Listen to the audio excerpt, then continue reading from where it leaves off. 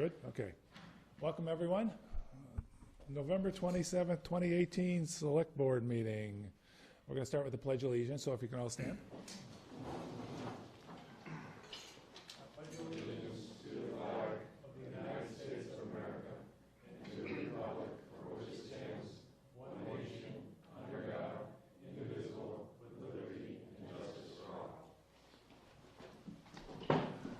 Thank you.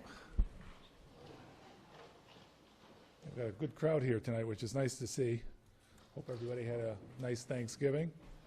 Before we get going, I just wanted to say a thank you to the fire department and the police department and that plumber, whoever that plumber may be, was a mason, for the quick response to the fire we had on Route 10.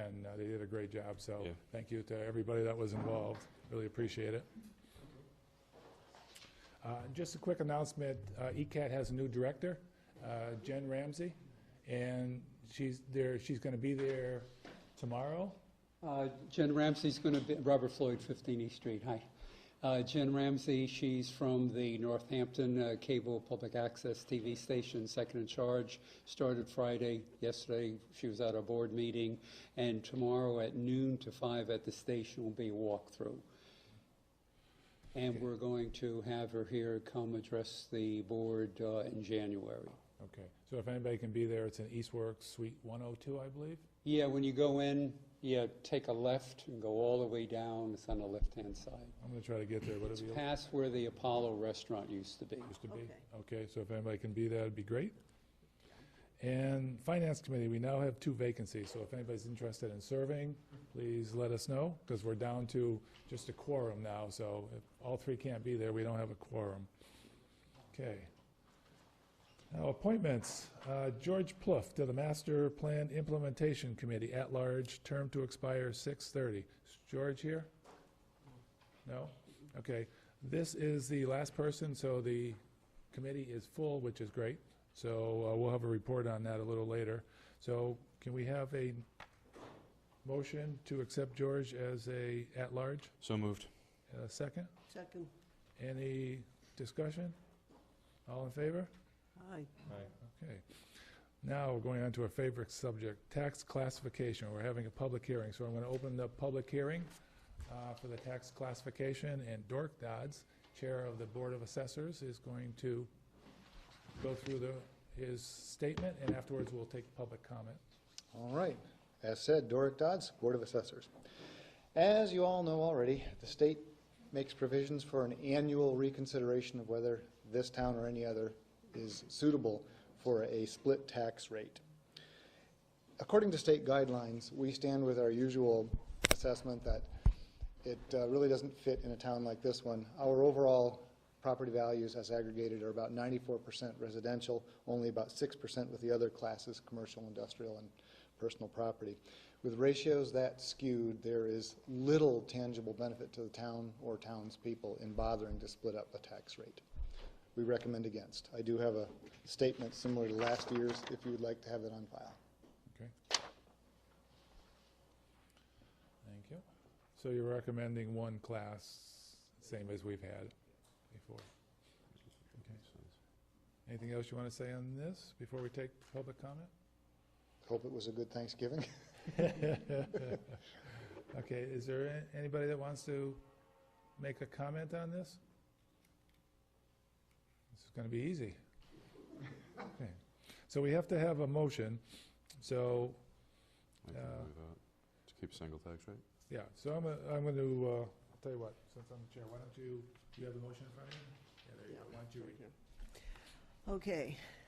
I'll move for the Board of Selectmen to vote in accordance with Massachusetts General Law, Chapter 40, Section 56, as amended, the percentage of local tax levy which will be borne by each class of real and personal property relative to setting the fiscal year 2019 tax rates, and set the residential factor at 1.0 with a corresponding CIP shift of 1.0 pending approval of the town's annual tax recap by the Massachusetts Department of Revenue. Can we have a second? Second. Is there any discussion by the board? I just want to mention that from time to time, people make a comment about why don't we have a different tax rate for business. And I know that there's a lot of online discussion about this, but we have a recommendation from assessors. I just want to say that we don't want to do anything to discourage businesses from coming into town. So I just like to I'd like to make that comment that it seems like an easy solution to generate revenue, but given the downside of it, I don't think it's worth it. Plus, it's from a small base. Yeah, well, there's, And they would- Right, it's a very small exactly. base. Yeah. If we had a larger base, I think we'd have more reason to Right. do it. She can come up, Hi, right? Martha. Hi, Martha Lamy, Principal Assessor. I just want to say that shifting, if you have a split tax rate, all it does is shift. It doesn't increase revenue.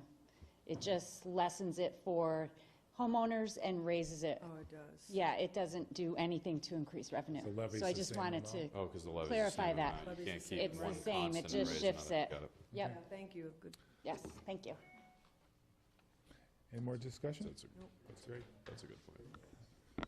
Yes, sir. Would you like to vote to close the public hearing? Do we need to do the motion first? Because I've got a... Yeah, so we've got a motion and a second. We've got a discussion, so we'll take a vote to approve the motion.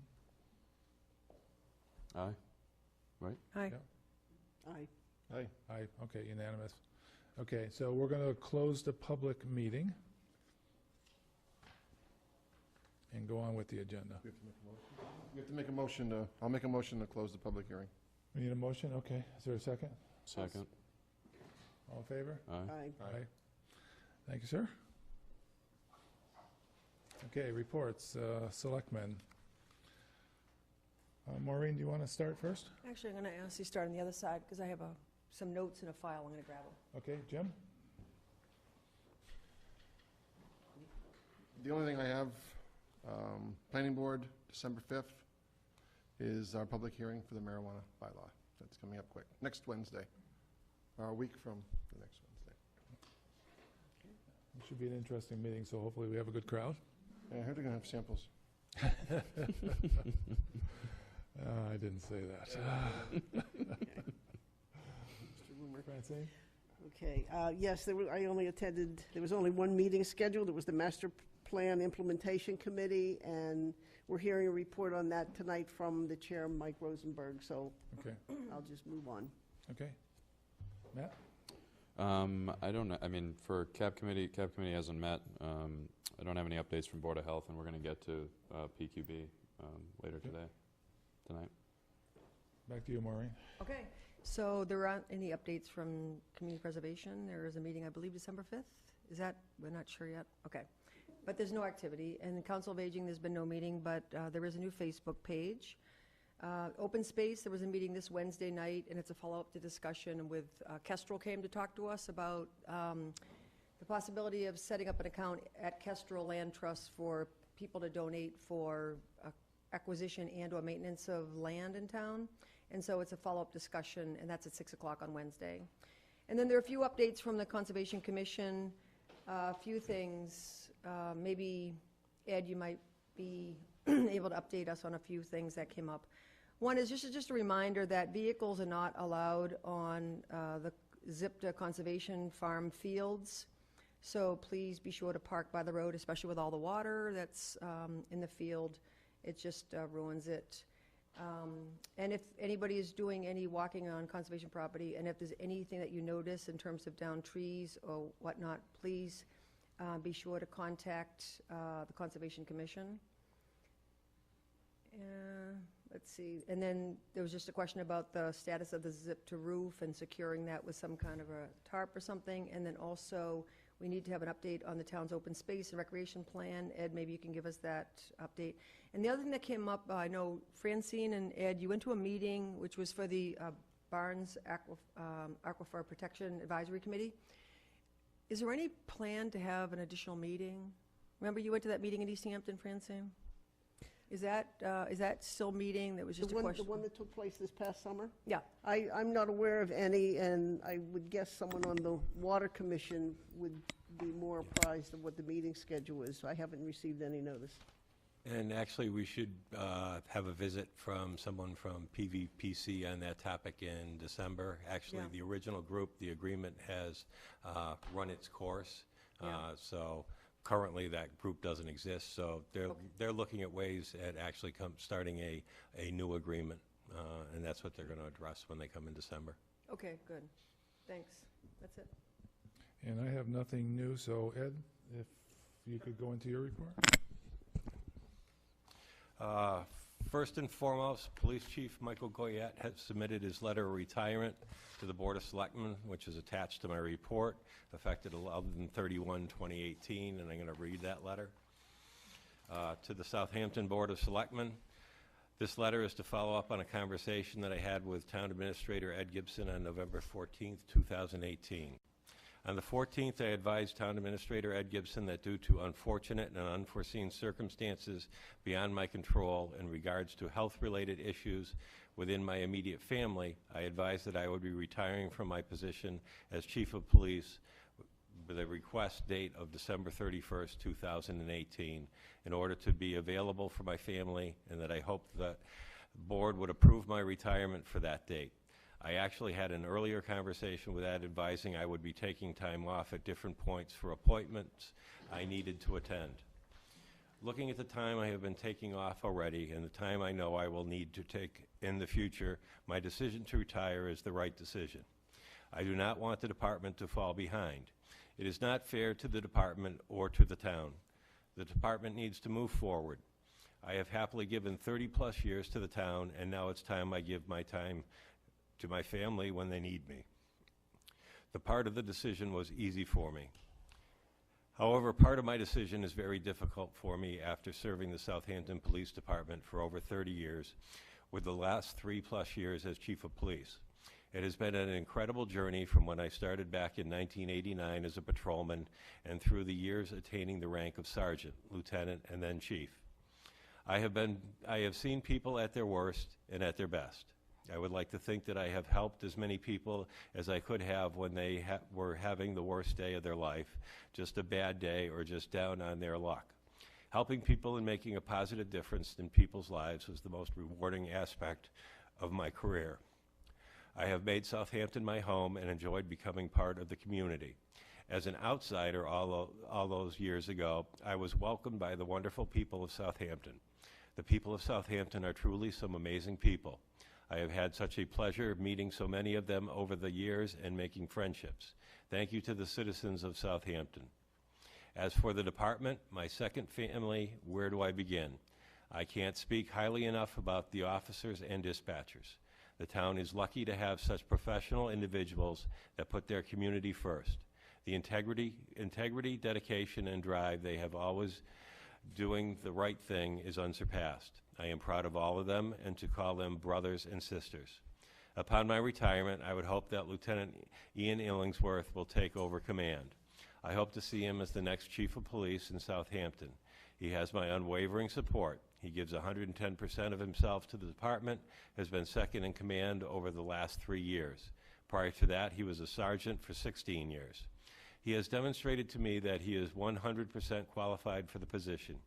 The department will continue to succeed and move forward under his leadership as chief.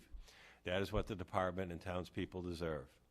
In closing, I want to thank the Board of Selectmen, Town Administrator, department heads, town staff, and of course my department, Police and Dispatch, for all they have done, do, and will continue to do.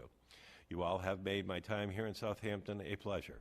It has been an honor and a privilege to serve and protect Southampton from patrolman to Chief of Police. Respectively, Michael R. Goyette, Chief of Police, Southampton. Okay, so just for the paperwork, we need to take a vote here because there in the contract was a 60-day notice, and this is short of that, but we all know the reason behind it. And it's sad to see the police chief go under these circumstances, but he's got to take care of his family first. So I'd like to hear a motion where we accept the resignation as requested in the time frame So requested. moved. Is there a second? Is there any discussion? All in favor? Aye. Aye. Unanimous.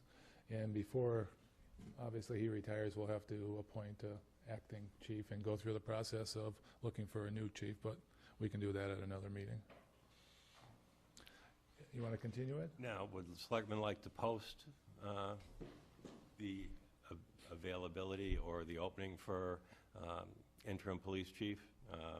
at least within the Southampton Police Department? Yeah, I think within the department, I would go along with that. Within the department, yes, but before we post permanently, I think we want to review the job description and update it and everything if necessary. So, sure. Okay, thank you. Just to let you know, BG Mechanical has repaired the boilers in the town hall and has found and repaired the slight gas leak which was noticeable in the back town hall stairwell. I have started scheduling interviews for the administrative assistant position for the Board of Selectmen's and my office at the end of this week and the beginning of next week.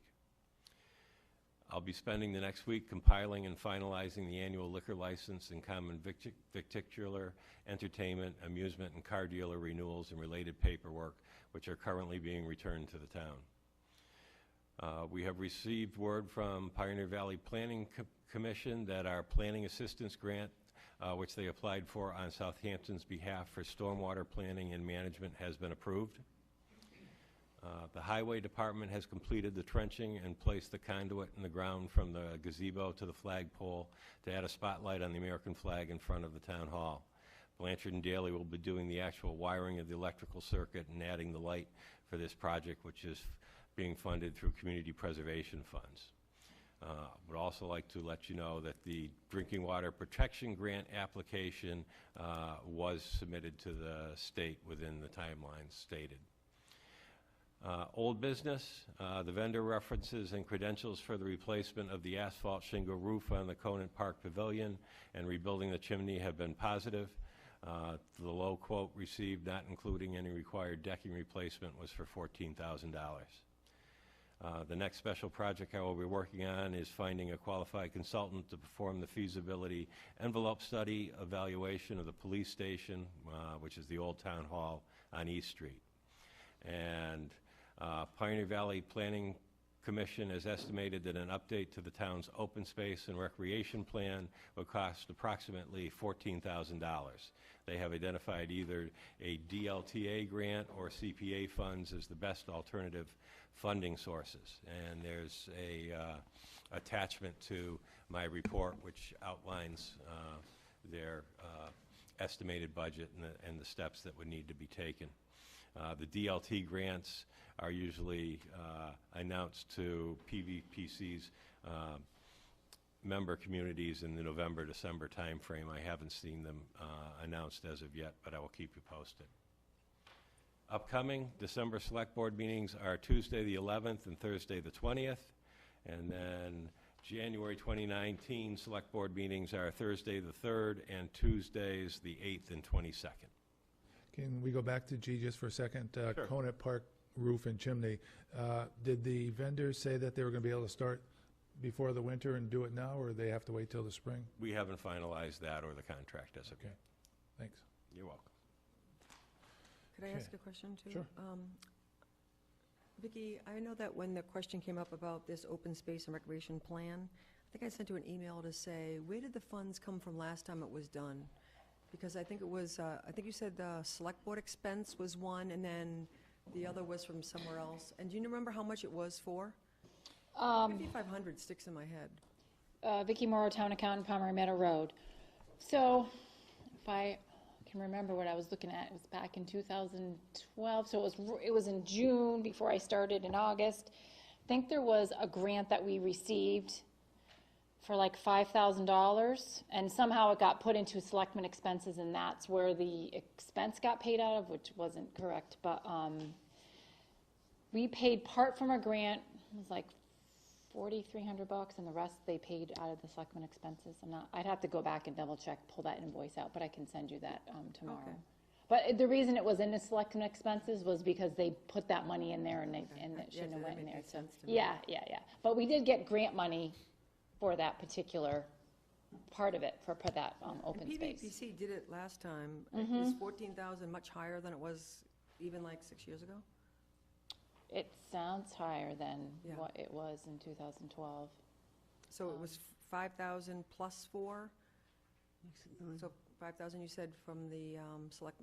The $5,000 was the grant that got put into the selectmen right. expenses, which shouldn't have happened that way, but I'll have to just double check. Okay, all right, I was just curious to see if, because they did it the last time, I just wondering if it went up that much. you know, part of it could have came from that piece of the grant, and some of it could have came from something else. So I'll just have to double check. So you can update us. Yeah, You get a I'll just chance? send you an email tomorrow with what, I'll have to pull that invoice out from, And yes. if I remember correctly, when Marla was here last, did she say the plan was due by the end of December? It's due by the end of the fiscal year, Yeah, June 30th. June. Yeah. and that enables us to apply for grants, and we've got 2 Okay. grants out even the last couple of months, the water protection one and the Glendale Yeah, Road one. yep. But June 30th is coming quick also. I know. Yeah. Could I just ask can I ask one other question? Sure. I think, John, you and Ed were going to have a discussion about the roof on the Zipta barn, about checking in with the highway department or something and securing, talking about a tarp. I think that's the way we left it last select board meeting. Is there any, do you remember that? I remember the tarp and everything. Discussion. Did you talk to Randall on that one? No, I haven't, but I really don't think either the nailing of the boards or tarping is necessary. I think if we can find somebody, they can probably just nail those loose metal panels Panels down. and do it that way. Yeah. Okay. Okay, thanks. Well, you know, I don't know if we can, but I know. Ed, the roofer that's doing the Conant, maybe you can talk to that roofer and see if that roofer would do it. It's not going to be that much, so, you know. And there may be a local roofing company that, or Yeah. contractor that'll be able to do it Which without is just- making the hour-and-a-half trip, too. I say, yeah, my experience is a job that small, I don't know if you're going to get anybody, but whatever you can come up with would be great. Can you do that without bidding and prevailing wage and all that? It's going to be so small, yeah. Right. Okay. It will be prevailing wage, because that goes at $0, but you don't have to bid it out. Look into the police chief's job description. Okay, old business, 111 Glendale Road. I'm assuming nothing new, except next week will be December, and December is supposed to be the month we're going to find out if we get the grant or not. So that 6 months ago seemed like a long ways, and now it's next week or the next few weeks. So have you heard anything different, Ed? What's that? You ever heard anything different on the grant? No, I have not. Okay, so hopefully a meeting or two down the road, we'll have an answer for that. Will that likely be Marla that will get the letter about that? You would get it. I believe I was the one that was left Okay. as the contract for the state Okay. on that, so Yeah. I would think it would be me. Okay. And actually, Mark Wamsley might know before anybody, before we right. even get a notification. My guess is whoever gets the answer will spread it quickly. If it's good news. Yeah, Either, bad news, don't say that. okay, be that way. Okay, fiscal year 2019 budget and expenditure review and fiscal 18 closeout. Vicki, I guess you're back up. We want to review well, why don't you do the fiscal 18 closeout first? Okay, I don't need all this here then.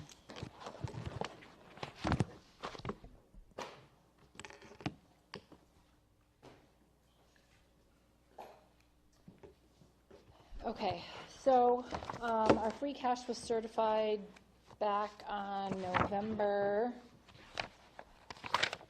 7th.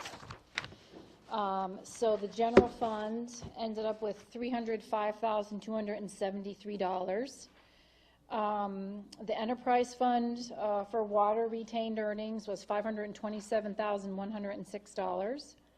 And the enterprise fund for the transfer station was $5,680. So some pieces to that. We spent almost everything that we had in our budget and then some for fiscal year 18. So left that was unencumbered, unexpended was only $35,841, which isn't a ton of money. Luckily enough, we collected more money in revenues than we actually budgeted. Part of that was motor vehicle was much greater than what we originally had budgeted. We normally budget on the conservative side. Then we had some taxes that we got back, taxes, liens redeemed, some miscellaneous revenue, some other school transportation money that we didn't budget for, so that all got put into the big pool, but if we hadn't gotten those things, we probably would have been a lot shorter on not retained earnings, but the free cash, because we spent pretty much everything that we had, which isn't a bad thing. It's just that you just don't have it in free cash later on. You didn't go over what you spent, but our cherry sheet estimates were a little bit higher, lower in terms of money that we got from the state. But those are the pieces that fall into that free cash.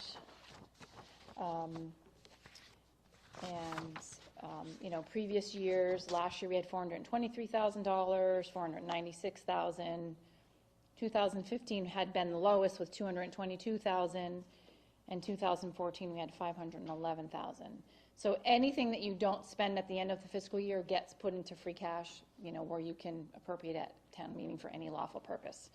Like I said, this year was only $33,000 that we had left, which was kind of close. Vicki, do you have balances on like the stabilization fund and things like that at the close of the year? Yep. One of the other things, so let me see. 18. I'm trying to get rid of paper.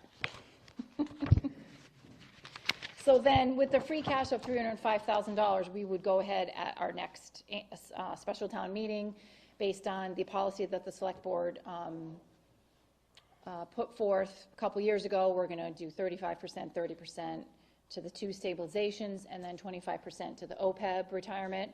And then the rest would, if people put in warrant articles for one-time purchases, one-time expenses, for the remaining of that free cash money. So at the end of 18, our stabilizations had, operating had $373,687.11. Capital had $17,545.09. And then our ambulance stabilization, which would go to pay the money we borrowed for the ambulance we just purchased, was $76,770.02. But that comes directly from ambulance revenues, so. Capital 17. stabilization. Capital was $17,545. Okay. One of the other things that happened in 2018 was when we originally did the budget, we didn't put enough money in our overlay account, which is for our abatements for property taxes.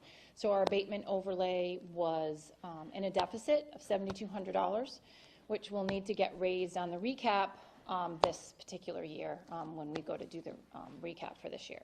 But in doing the recap last year, when I spoke to the Department of Revenue, we increased our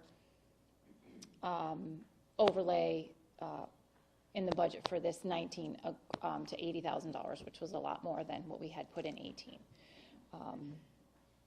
So that was something that we'll have to raise, the deficit in total. Do you think you could summarize, I wrote down as quickly as you were reading the numbers, summarize and just get us an email with Yeah. this information tomorrow? That would be good for us to have. Thank you. Yeah, so I guess basically, one of the things we have to be cognizant of when we go to do, we come to the end this year, when we do those year-end transfers, transferring money because people are working over their allotted hours per their PCF, even though it's in their same budget from their expenses, that gets to be, they save the money in expenses because they know they're going to work over. Obviously, if there's material emergency sort of situation that needs to happen, that probably could be okay, but we want to avoid like transferring monies back and forth just because people, want to work because they've worked over during the year and they're not cognizant of what's in their budget. But that would leave us with, as again this year, with very little money to put into that free cash pool in the end. Like I said, it's not horrible, but then you don't have anything for things that need to be repaired or fixed or purchased, kind of a one-time thing, going forward, so. Can I just ask the pattern of spending at the end of the fiscal year? Do you see a lot more activity when people have balances left to kind of spend down? You do see some, Because some of the larger departments have larger budgets, and they have a tendency to sometimes, I don't want to say save, but, you know, they are anticipating certain things potentially could happen, so they save some of their money for those potentials, but then those things don't come to fruition, and so they have some left to spend at the end. There's not usually a lot. What I usually see the most of is transferring to cover wages because people have worked over, you know, during the year, which, you know, if you have certain projects that have to be done and whatnot, but past practice has been, you get $1,000 in your budget, if you're done June 1st, that's it, you don't work anymore. I mean, I don't know if you want to go to that extreme, but, you know, if there's nothing that is really drawing you to having to work 2 and 3 hours extra consistently, then, you know, we really should be holding people to what their PCFs pretty much say. You know, occasionally that's going to happen, but if it just happens because if you have too much work, then maybe you need to get some help, you know, if you're working overtime all the time. I'm just throwing that out there, so. Yeah, sometimes it's easier to do overtime than have a full staff person, so. Well, exactly. But I guess we should be aware of that when we do those year-end transfers at the end. And with police, fire, and highway, I mean, depending on what happens, what That activity. is very, they're up and that's down. hard, I mean, yeah. sometimes the police has a deficit, sometimes they have a surplus, depending on activity. Depending so. on the activity, yeah. You know, I'm thinking more so like in the lines of the people who have one-time line items, like my office. Right. I only have so many hours and that's it. Joyce can't work extra hours because I don't have any extra money. Right. But what happens is people work those extra hours and they save their money and their expenses to transfer to that at the end of the year, and we just have to make sure we're cognizant of that, that's all. Okay. I think the closer people can be to their line items, it's not just a total budget. Correct. And I think that the money goes back to the town, frankly. If things, contingencies don't Yeah, if happen, they didn't bear out, they then gotta it's come back to the actually town goes back to the town for decision-making, not for for the decision-making, department. right? Yes. And actually now we've signed on to have the town administrator oversee all of the invoices, right? For a lot Larger of the expenses, transactions. which she hadn't been previously. Warrants, The yeah. warrants, Yeah. yeah. But that's after the fact. And But next still, thing- at least there's some oversight. But that's part of what my job is as the accountant, like that's what my law says I'm supposed to be doing. So I definitely, as I said in department head meeting, I'll ask those questions of people. I'm an equal opportunity picker. I'll pick on whoever needs to be Right. picked on. But, you know, no You know? disrespect, Vicki, but the department heads all report to the town administrator, who's the chief financial officer. So part of it was to have him be involved in some of the spending to try to keep it tight. Yeah, I think it's great having two people nagging at There's them, you know, multiple just- checks are always better than singular Yeah. checks. And also, another check is us looking at these expense reports, which we're gonna do next. Mhm. Sorry, are you all done the? Yeah. One thing I normally do, and I omitted, I have to tell everybody this is going out live and it's also recorded, so if anybody's camera shy, run for the door now, but they got the back of your heads for a while, so. Sorry about that, I wanted to put it on record. Okay, so we're gonna review the fiscal 19 budget year-to-date, and the last report we got was just recently, it went to November 15th, 18, which is 4.5 months, according to my calculator, is about 38%. So as we're looking at these, the percent expended in the far right column should be around 38% to be right on budget. And I know I went through these before and just went through them again. There's a couple deviations that we can go over, but in general, people seem to be doing very well at keeping to that 38 number. Does anybody see anything in here that they want to look at specifically? I'm assuming that general highway wages is at 50% because of a retirement payout? Something like that? They also have highway and they have winter roads that they combine everything. We haven't used the winter roads yet. Used them yet? We'll be using them So this next that time. should level it Mhm. out when we do that. Winter roads is in a separate category. Yeah. And Randall knows that he's got to stay within budget. It does.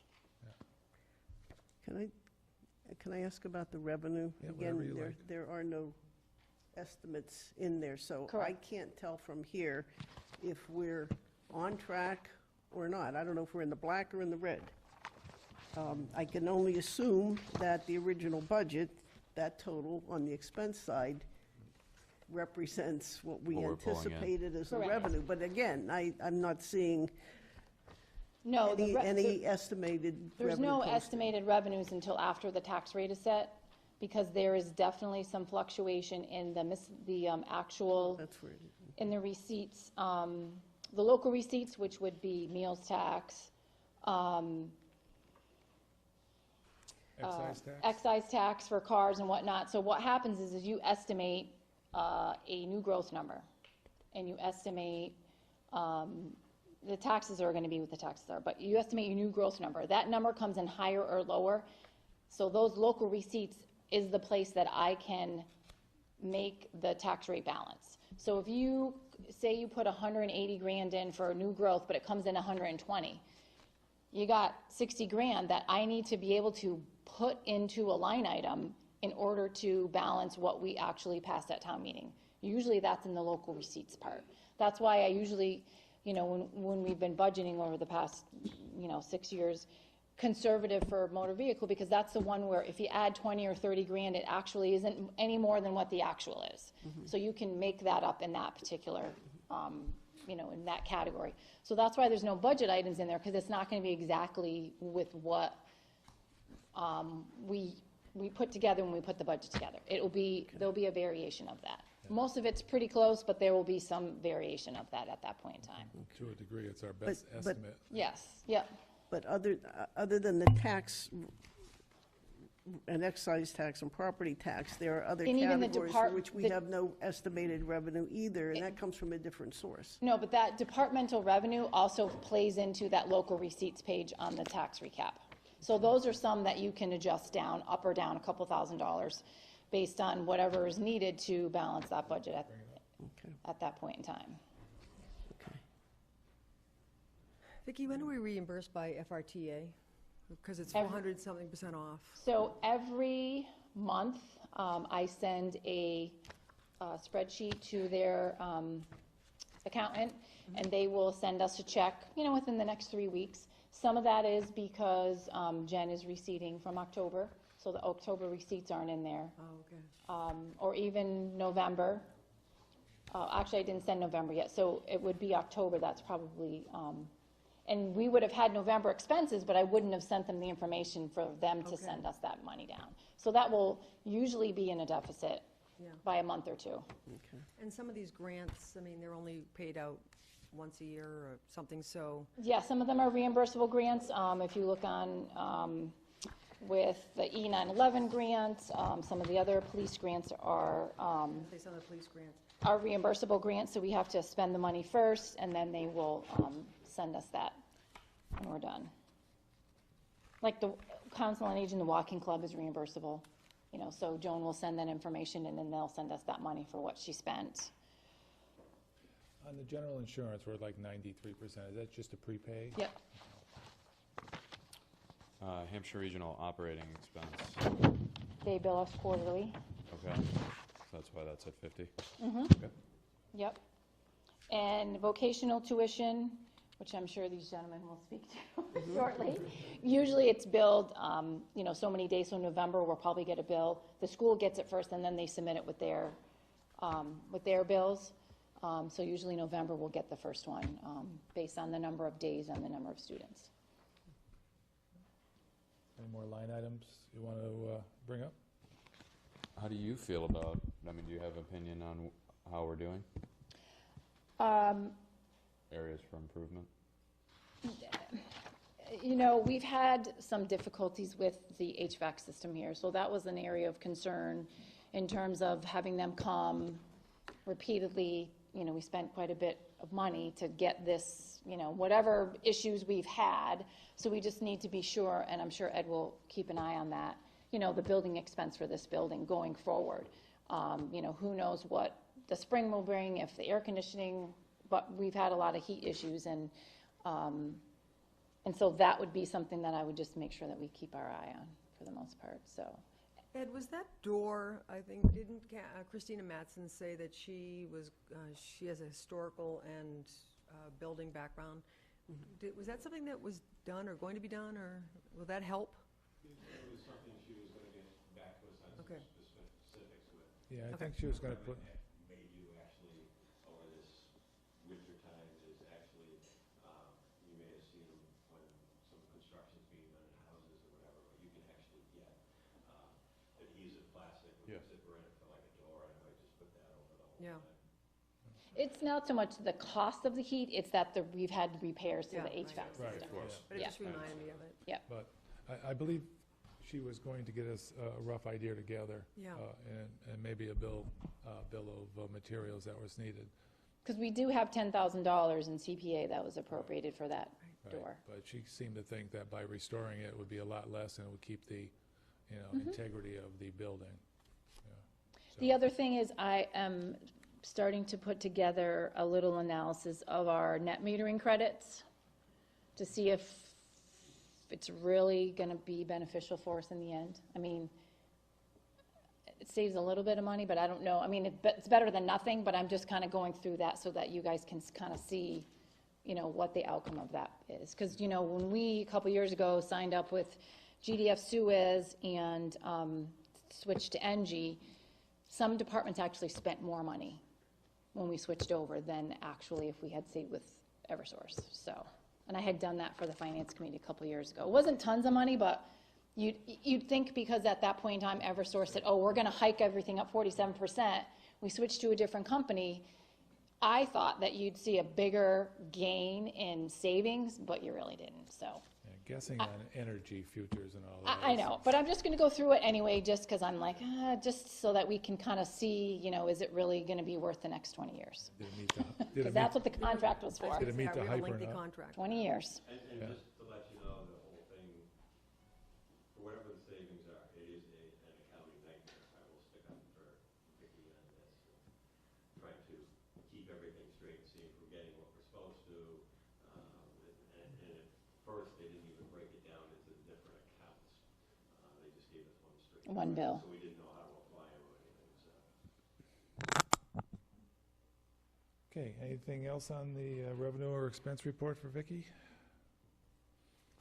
Thank you very Thanks, much. Vicki. Thank you, Vicki. Thank you. Okay, old business still, Hampshire Regional Budget and Expenditure and Agreement Review. Is there anything, I don't think we've had a chance to go over the documents, and we want to discuss it at this point, so it's just sitting in there for old business, so, Yeah, it's on there as a tickler as we Yeah. get updated reports. yeah. Same with the East Street Bridge, there's no update, Ed, is there? There's a little bit of Okay. one, I have talked to PVPC, I actually have talked to Mass DOT. The chances of getting that project on the tip basically are nil. But, one of the things that we had talked about, and we really haven't, at this level, haven't followed up or had any conversations on it, is one of the options if we wanted to turn back that grant money and not appropriate $1.5 million of our own to do it is, obviously that bridge is currently rated at 3 levels of 5. One has to drop to a 3 to make it eligible for TIP to be structurally deficient. One of the things that VHB had talked about before is one of the alternatives is if we didn't go forward at this particular time and basically replace the bridge, one of the alternatives would be, did we want to make minor repairs to that bridge so it would last maybe 3, 4, or 5 years, be more travelable, but actually in that 3, 4, or 5 years, probably the underneath or whatever would probably fall into one of those structurally deficient categories, and be eligible to go for the TIP or some other funding or the state's bridge replacement program, and then look at those options to replace the entire bridge at that time. Well, I mean, how long does it take to go from a 5 to a 3? If we just were to leave it? Anybody estimated that, or is there It's different for different bridges. If I had to guess, you're probably looking at a minimum of 3 years. And I would think depends on what kind of traffic goes over it. Right. If you get How some heavy it trucks is, and all that, how yeah. how often, what the weather is, all of those variables. What was the cost to replace the whole thing again? 2.6. And we got a grant of 1? We've got a grant of 1, correct. Would it be worth looking at a bond or something for the town to complete it? Because Well, I mean, that's holding up the Well, street. that's right, and that's another thing to look at and consider is, probably if we wanted to move forward at this point, it would fall back to us. So at the special, would we want to put on, an article for borrowing of $1.5 million to complete that and do it at this time? But actually, it was actually, when I was talking to Mass DOT, it was one of the questions that had come up of, what about the street? Because the street's been basically talked about for about 10 years also. And I told them that the bridge had kind of become the important focus point, and the idea was that we do the bridge first and then the street would follow.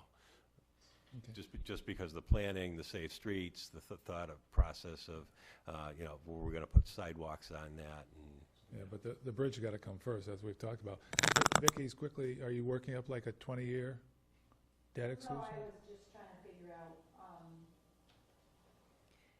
You're going to have to go back up to there, sorry. Sitting here ready to jump out of my chair. Can I ask a question? Sure.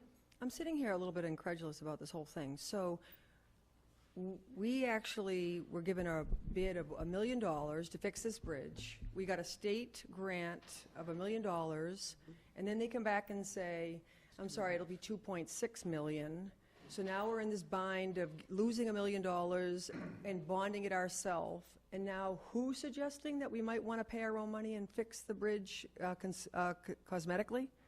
Who did you just say was willing, who asked us whether we want to do that? VHB or, VHB, Well, this is the company that wants to know if... It is a viable option, and there is a downside, because when I was talking to Mass DOT, there is a bridge in, I think it's in Amherst. And the person was telling me it's basically about the same size as our bridge.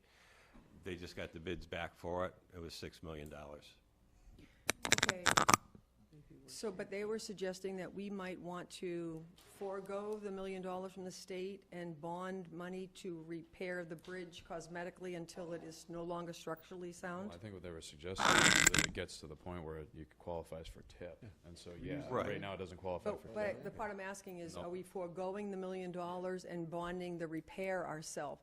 And what part is VHB going to play in this new plan? Were they suggesting that they be employed to structurally or cosmetically fix it? No, Not I mean, necessarily? it's another option that they had brought up, actually, probably back in March or April. But as we're going forward, and they should have a new proposal to me and the estimates this week, it was one of the things that they brought back up again. It's an alternative if we didn't want to go forward with Okay. spending $1.5 million of our own dollars. But wasn't it the last, where we left this topic, wasn't it, VHB was going to let us know if they could, what they could do to get to 10% or 25%? Right. Wasn't that the last discussion we had That's about what it? they're coming back with. Right. So now, is that still on the table? Yes, or- it is, and I Oh, okay. expect to They're get coming that back. from them this week. I was trying to get it for today, but with the Thanksgiving holiday, they fell a little bit behind, so. but I just brought up the option of bonding the rest ourselves. Did you quickly figure out? I wasn't sure, I was thinking, if you did debt exclusion, would it be on the tax rate? I wasn't sure about, Jen and I mean, Jen would be the one to do the borrowing, but I have no idea what that would be. Okay, so I mean, it's low interest, but Yeah. can't quickly in your head, 20 years, $1.5 million at 4%? She's the accountant. Okay, so maybe we can look into that seriously, get an idea and get Well, it back to us. Quickly, it's, let's say. You have to compound the interest, though, that's what I'm. Well, gonna get that's at. the thing, and Forget the your interest. payments are gonna Yeah. be twice a year, you're gonna have, Yeah, it should be $75,000. A year? With interest? Not with it, I'd be just doing the quick math without the interest, yeah. Ballpark wise. Cool. years? 90,000. So 90,000 a year, okay. Okay, so it's, Yeah. maybe you can check with Jen, just kind of a closer number, let us know. Would be it. Okay, so she'll get a number back to it, just so we have something to balance.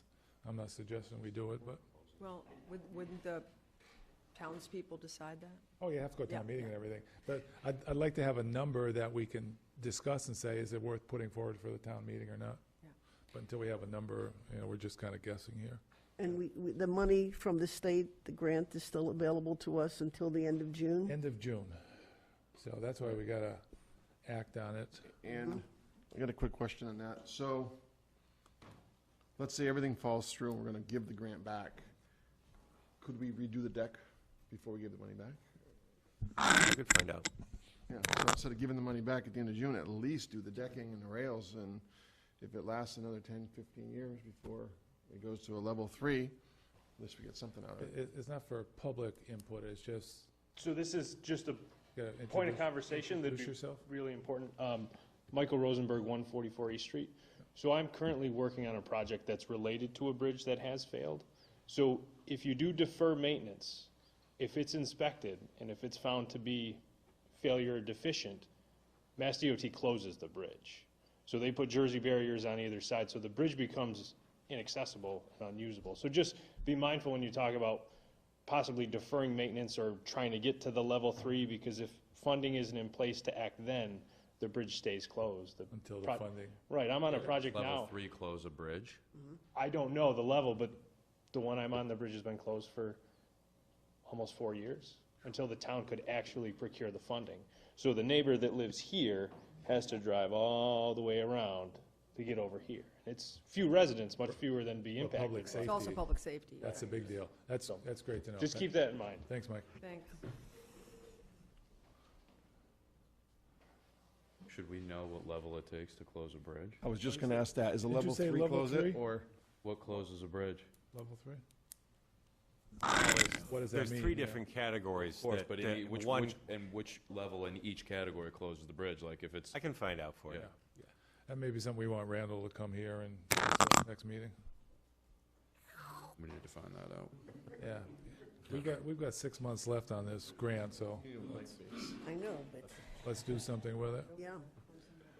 Okay, I'm going to go on to the next one, new business. Smith Vocational and Agricultural High School presentation. Michael Kaling, Chairman of the Board of Trustees. Dr. Andrew Lincolnhoker, Superintendent. Did I pronounce it right? Great, thanks. You able to come up and stand there okay, or? Welcome. Thank you. If you need to sit, feel free. Yeah. My name is Michael T. Kaling. I'm Chairman of the Board of Trustees for Smith Vocational in Northampton.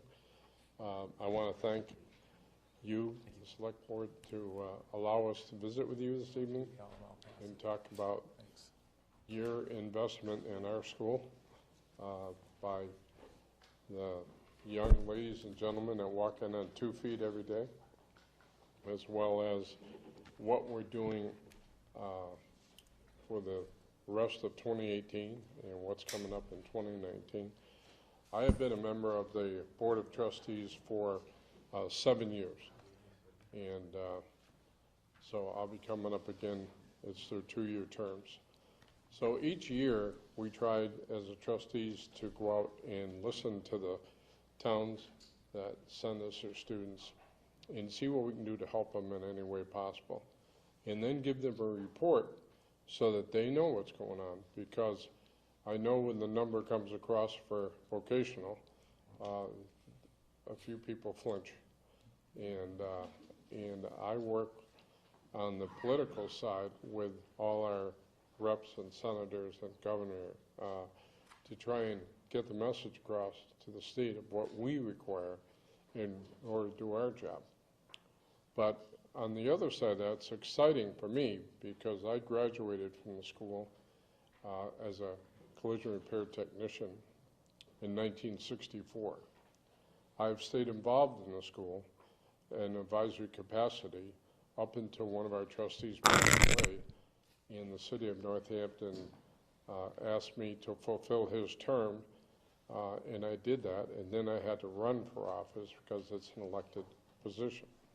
So I stand before you as an elected official.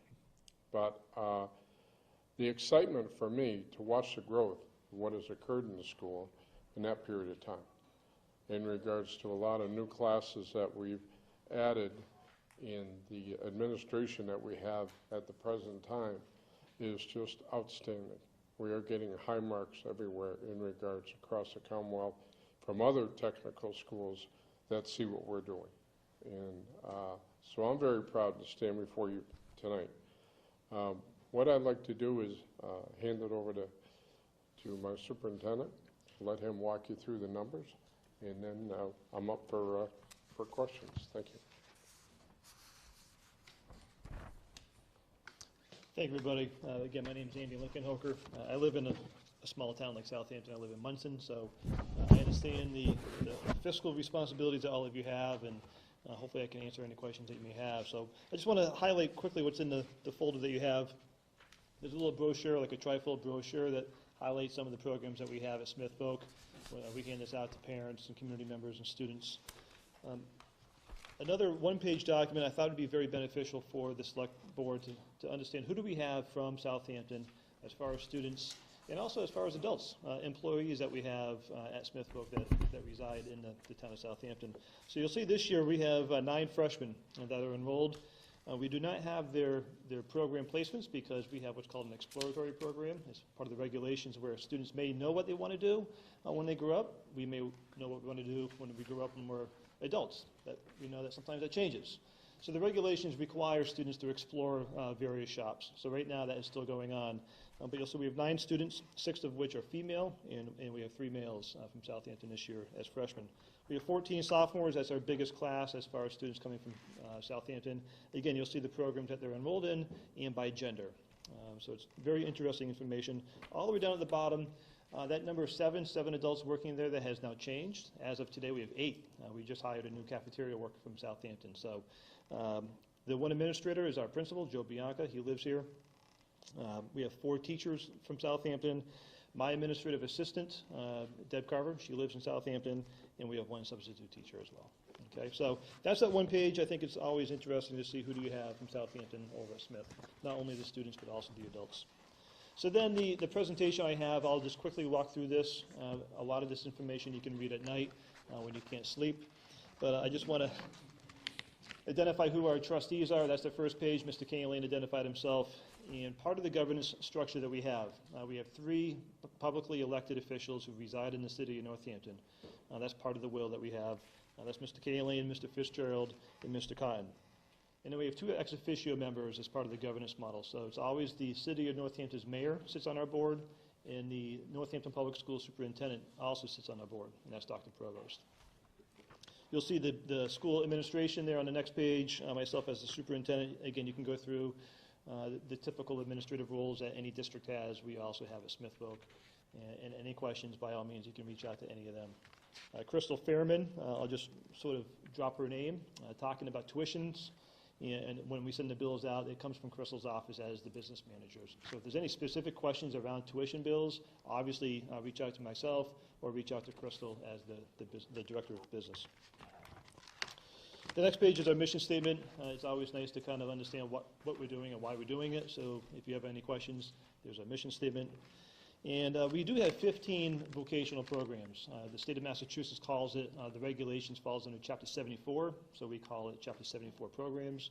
And you'll see the 15 that we have there, ranging from our agricultural programs to our typical trades programs, plumbing, electrical, carpentry, cabinet making. But we also have health assisting for students who want to become future healthcare workers. One of our newer programs is criminal justice. So I know you'll be looking for a new police chief relatively soon. We won't be quite ready that quickly for a new police chief. But in the future, we will definitely have, hopefully, future Southampton police officers coming from our criminal justice program, which is another great addition. Plumbing, I'm not sure if the plumber who helped put out the fire earlier this evening, but chances are if you have a plumber in Western Mass, chances are he or she came from Smith Folk. It turned out to be a Mason, we found out. I'm sorry, a Mason, my bad. We don't offer masonry, so it wasn't that. It's a great organization. So not only do we offer the Chapter 74 vocational programs, one thing that we do have, our scheduling model is a week on, week off, which means our students by grade, 1 week you're going to be in academics. So as an example, right now, our freshmen and our juniors are in their vocational programs, which means our sophomores and our seniors are taking their academic classes this week. And then next week, they flip-flop. where the collaborative and some other half-day programs, that doesn't happen.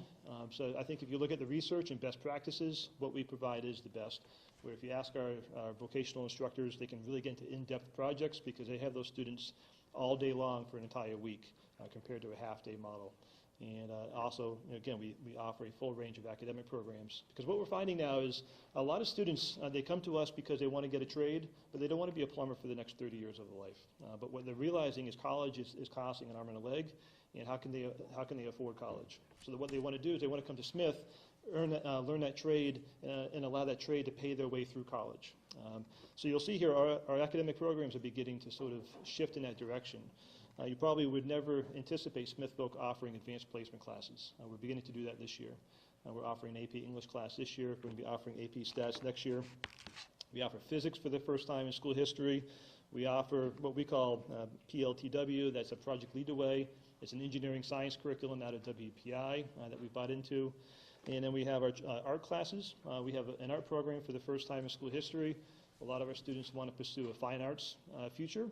And we're finding in the vocational shops, whether it's collision repair, as Mr. Kaline, if you have to paint a car, if you're in plumbing or carpentry and you have to design a space, in cosmetology and you have to understand hair color and makeup colors, the art program is very beneficial for a lot of students.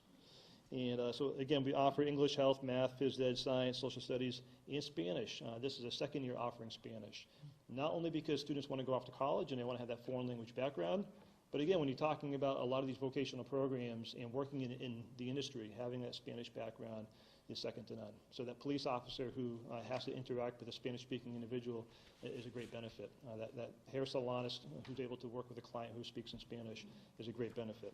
So again, not only are we servicing the needs of our vocational programs, but also the academic programs. The historical enrollment, I just really want to highlight this. It definitely goes in cycles. Again, I live in a small town. Our student enrollment has gone way, way, way down over the last few years, and I'm sure many towns in Western Mass are dealing with the same thing.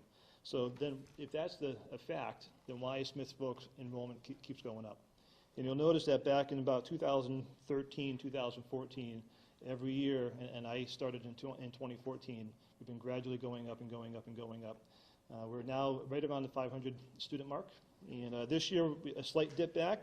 And I would chalk that up as, again, the demographics in Western Mass. We have fewer students. And I'm sure as a select board, you're finding maybe fewer residents in general, which is an issue for everybody. But again, overall, we're doing relatively well when it comes to student enrollment. One thing I want to highlight, and this is an issue that we have as a school and as the superintendent when it comes to budgeting, is the percentage difference between our resident students and our non-resident students. And just to let you know, our so-called resident students would be the city of Northampton. So we're not part of the city of Northampton per se, we're not part of the school district, but in the eyes of the Department of Ed, the Northampton students are our resident students. And everybody else is considered a non-resident student, which is why, as the town of Southampton, you're paying a non-resident tuition bill per student. So the challenge, though, as a superintendent, is only about 20% of our students come from the city of Northampton. When it comes to Perkins money, I'm not sure if you're familiar with the Perkins grant. Perkins goes to schools who offer Chapter 74 programs. We only get Perkins money based on our Northampton students. So that's about $90,000 that we get for Perkins. And Perkins is really allocated for all of the equipment that we offer in the vocational programs. And equipment is very, very expensive. But we can only budget based on our Northampton students. We cannot budget, we don't receive Perkins money for Southampton students or anybody else. That money actually goes to the setting districts. So the town of Southampton receives that Perkins money. And when you talk to DESE, the argument is some of that Perkins money should be helping offset the tuition bill that you're then paying us. So we can talk about that offline if you have any questions about Perkins and whatnot. But a challenge that we have here at Smith Voc is I have to budget the non-resident tuition money to help improve and upgrade our equipment. When it comes to capital improvement and capital issues, when the roof leaks and when the boiler breaks and when the windows break, the only people I can go talk to is the city of Northampton. And sometimes it's difficult because, and rightly so, the mayor will say, I only have 20% of the students there. And why am I paying 100% of the capital improvements? So what happens is we have to, again, budget some of the tuition money coming in from Southampton and all the other non-resident towns and set that aside as like that rainy day fund when the roof does leak and when the boiler does break and when the windows break. So all that money I have to sort of budget just to keep that in the back of your mind. So we'll get to the tuition bill, but it is a challenge, trying to balance that fine line between a small percentage of students coming from the city of Northampton and then a lot of schools and a lot of towns that are very small and limited budgets, yet you're paying a high tuition bill. So there's the enrollment. Student demographics, just to let you know, again, yes, we do have more males and females, but it is quite close. Plans for after high school, this is, we're always a year behind. So the class of 2017, you can see the vast majority of our students do go into the workforce. And if you look at the research, when students graduate from a vocational school, where do they live? They basically end up living in the town they grew up in.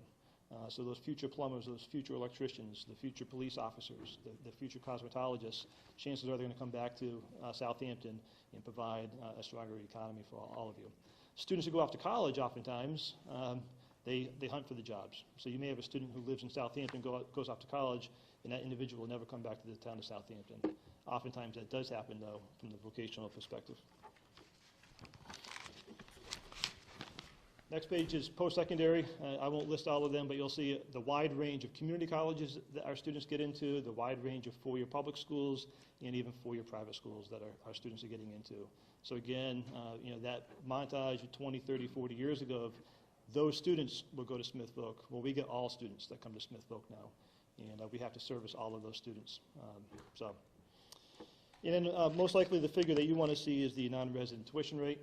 Again, I just want to preface that the school does not set the non-resident tuition rate. That comes from DESE. And unfortunately, as we all know, at the state level, sometimes that doesn't come out until the 12th hour. So I know as a town, you're trying to build your town budgets.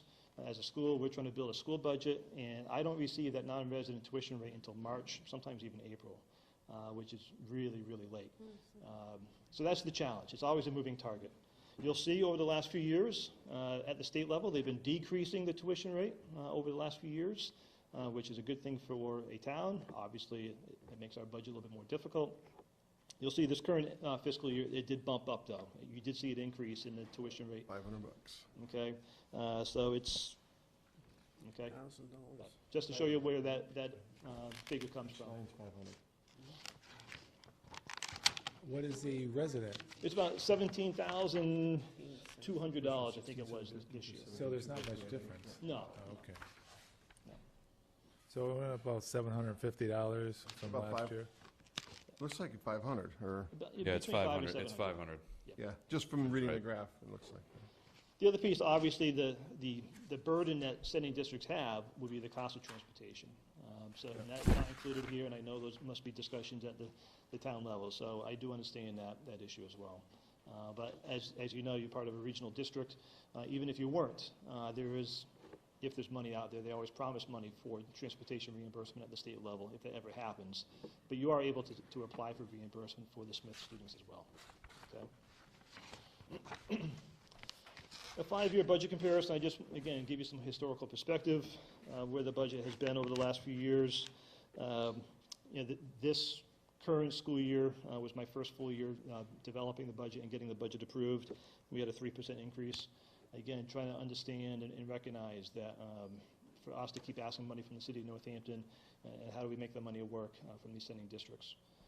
Just another point of reference, I know our adult ed program is becoming very, very successful. I'm not sure if you've seen it in the media, and maybe some of you have taken classes through our adult ed programs. We're trying to take classes. Trying to take It classes. fills up very quickly.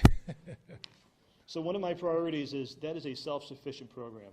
I have made it known to the Board of Trustees that we will not take a penny from the non-resident tuition money that comes to us from you to educate our day students. We won't use that money to educate the adult evening programs. So all of that money is generated through the tuition that we charge in the evening. So definitely separate programs. I've got to say, if administration is only 7%, that's very good. You can tell that to my boss, maybe give me a pay raise, but no. But again, our priority is instruction. And I think it's easier, to be honest, as a vocational school. A lot of that is equipment. So we have an advanced manufacturing program. And one new mill is going to cost us $150,000 at a minimum, if not over $200,000 for one piece of equipment. And if you walk into that shop, we have close to $1 million worth of equipment in that one particular program. So it costs a lot to educate the students when it comes to vocational ed. And again, the last page is my contact and Crystal's contact. Any comments or questions? I know it's difficult. You have a difficult position to be in. I did reach out, just to let you know, Aaron Osborne knows, he's the superintendent of Hampshire Regional. I reached out to him, let him know that we're going to be here this evening. He has all of this information as well, so he's definitely on the same page. Personally, I've only heard good things about the school, and I know we have a parent of a child that goes to the school here, and she is always saying good things about the school too, so. If you need a plumber, again, Skills USA is an international program and competition where students in their industry programs, they compete. At the district level, it's a paper and pencil test. At the state level, it's a practical test. And if you win the state level, they move on to a national level. And if they win that, they go on to an international level. The last two international representatives for the entire country in plumbing are Smith students. So, like I'm saying, we are doing some great things at Smith. I got asked a question a couple weeks ago, and I directed him to the school, but you can answer it. It was a young gentleman who was in his mid-20s, out of school. He wanted to go back for trade. He asked if he could go to Smith Vocational. I didn't have an idea, so I directed him. Can somebody go back there? Yes. So the adult ed program that we have, we're one of 13 programs in the state approved for a post-secondary Chapter 74 program in advanced manufacturing.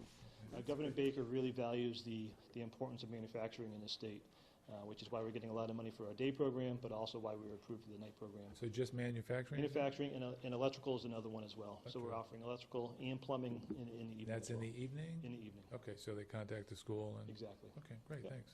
Just two questions. One is, I know the timing is always really challenging because we budget blindly for the number of students we anticipate will go to Smith Voc, and then if it's a lot more, it's a pretty large amount.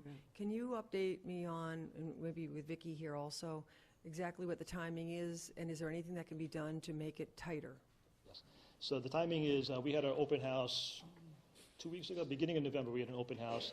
That was really our first exposure to get middle school students on campus to decide if they want to apply or not. We've opened up applications at that point.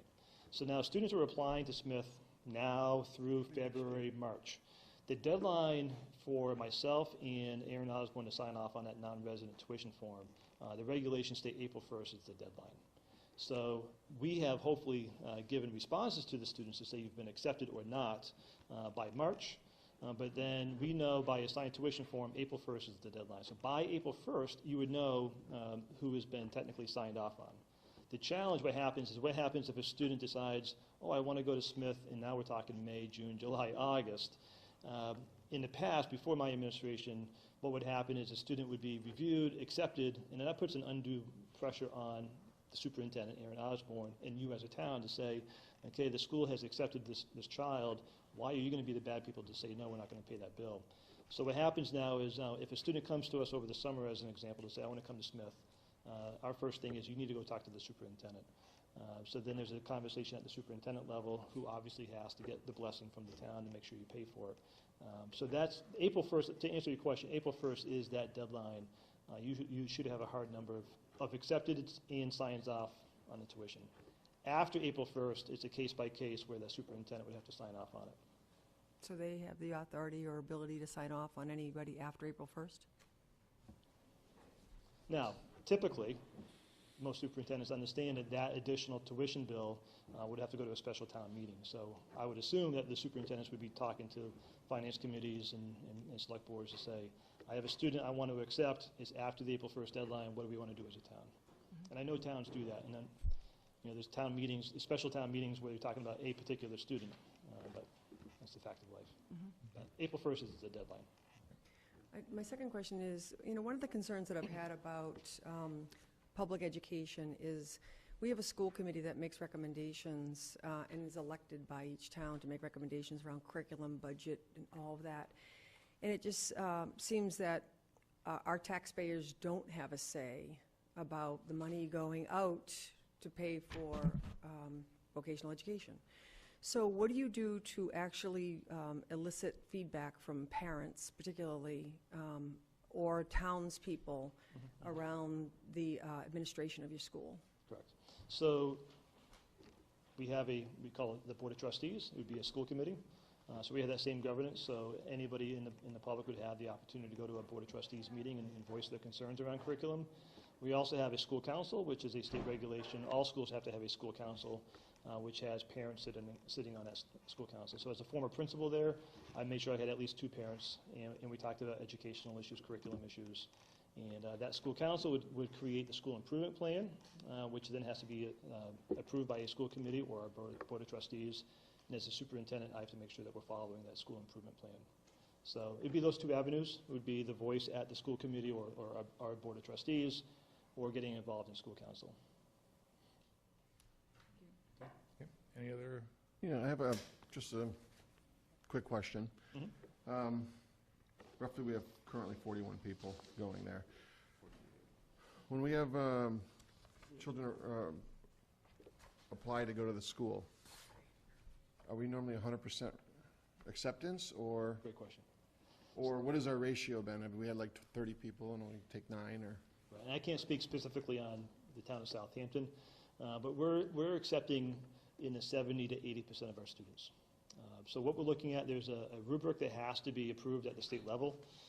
We've actually we're asking to change it to eliminate the interview. A lot of students, as you can imagine, as a little 8th grader, they might be a little timid, they might be an introvert, and we don't want to harm their ability to get into Smith because they don't provide a good interview. There's alternative ways to deal with the interview. But we look at grades, we look at attendance, we look at discipline, and we look at a guidance counselor recommendation. And there's a strict rubric. There's points based on every A and every B and every absence that you have and every day suspension that you have. It goes into an equation. A student gets a point value. And because of that residency discussion we had, we have to look at the city of Northampton students first. But by all means, they do not fill all of the slots. So we have to look at them first, which goes back to your question around the timing. I have to see what we have for Northampton students first. And then we have, again, 80% of our seats then go out to everybody else. And then we look at all of our Hampshire Regional and Amherst and so on and so forth. Do you run at full capacity every year? I think my vision, full capacity, would be 550 students. And 9 how to many 12. do you have? Pushing 500. So we're getting there. So, but you have room, so if you get the qualified students, you could put them in? Correct. Okay. So we we run a good accept. program. So one issue for us is we have, like a college, we accept a lot of students, knowing full well that not all of those accepted students will choose to come to Smith, which is always a challenge. And back to the town of Southampton, so we may accept a student, the superintendent signs off, but we don't know if that student's ever going to show up until August, which impacts your budget. Yeah. That's another challenge. So. Anything else? We currently have 1 student who's going to Westfield Vocational because of because the program isn't currently offered at Smith. Is that very a rare circumstance? Yes. The A&P mechanic. I hesitate because the state changed the regulations relatively about the last 4 or 5 years, where before the regulation change, the town of Southampton, you could send a student to any vocational school you wanted to based on the programs offered. And a lot of towns have declared schools as a school of preference to say, we're going to send all of our students to Smith or all of our students to this other particular program. Unless they don't offer the program, then we'll send the student elsewhere. They've changed the regulations now where if a town has declared, or a school committee actually declares a school of preference, all of the students have to explore at that school of preference no matter what. And that has actually hurt us. There's been some towns in the past normally would send all of their students to the collaborative. Some of their students would come to us for programs that we offer that the collaborative does not offer. Now, unfortunately, those students now have to go and explore at the collaborative freshman year and decide that I still don't want to be here. I still want to be at Smith, and apply to Smith as a sophomore, hoping that we have an opening in that particular program sophomore year. And it's more transitions. As you can imagine, as an 8th grader, freshman, sophomore in high school, going from school to school to school. So I have an issue around that, obviously, but it's not common, but it does happen. So that changed a few years ago? Because Smith is our school of choice, and unless there's something that you don't have, they can't go to another one. Correct. So now we can say you've got to explore at Smith for a year. I'm not sure if the school committee actually did declare us a school of preference, if that's the case. And a lot of communities are finding back to transportation costs, which is really the big cost. Yeah. Yeah, If you're sending students to different schools, there's a bus here and a bus there. and they're finding that let's just send all the students to one school and save money on the transportation. So that's happening in the region. Okay, that's good information. Yeah. Anything else? Oh, thank you very much. Okay, We thank you. appreciate it. Thank you, Michael. Good seeing you. Just want to Oh, mention, absolutely. if I could, that we're working with Holyoke Community College on our campus. We brought back the LPN program, Licensed Practical Nursing. And what we did is we have an agreement with Holyoke Community College where we lease them the space, and they actually run the program. And then they went into an agreement with Westfield State University, where a man or lady wants to go in and do an RN program. They're automatically accepted right out of the LPN program at Smith. So it's very advantageous for the health field. And with Coledixon Hospital right next door to us, we have a very strong working relationship with that. The other thing is our agricultural side. We have an articulation agreement with the University of Massachusetts at Stockbridge, where our students go through our program, and if they want to go on in further education at UMass, we have an agreement that they can go into that system. So it's an exciting time for the students, for the parents, and the nice thing what Andy talked about was we just had an open house, and the amount of parents that showed up with their students. The bad blood years ago where if a kid wasn't too bright, they sent them to Votech. That's not the way anymore.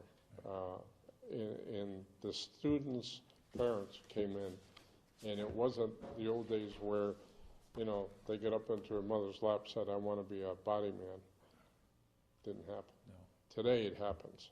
They come and they look at the cleanliness of the departments and what little Johnny or Mary is going to be entering into, and they know it's healthy, safe environment, and we're providing that. That's great. Yeah, it has the reputation as just turned, you know, Thank you. 360. Thanks. Thanks for both coming. Thank you. Thank you. Thank you. Thank you.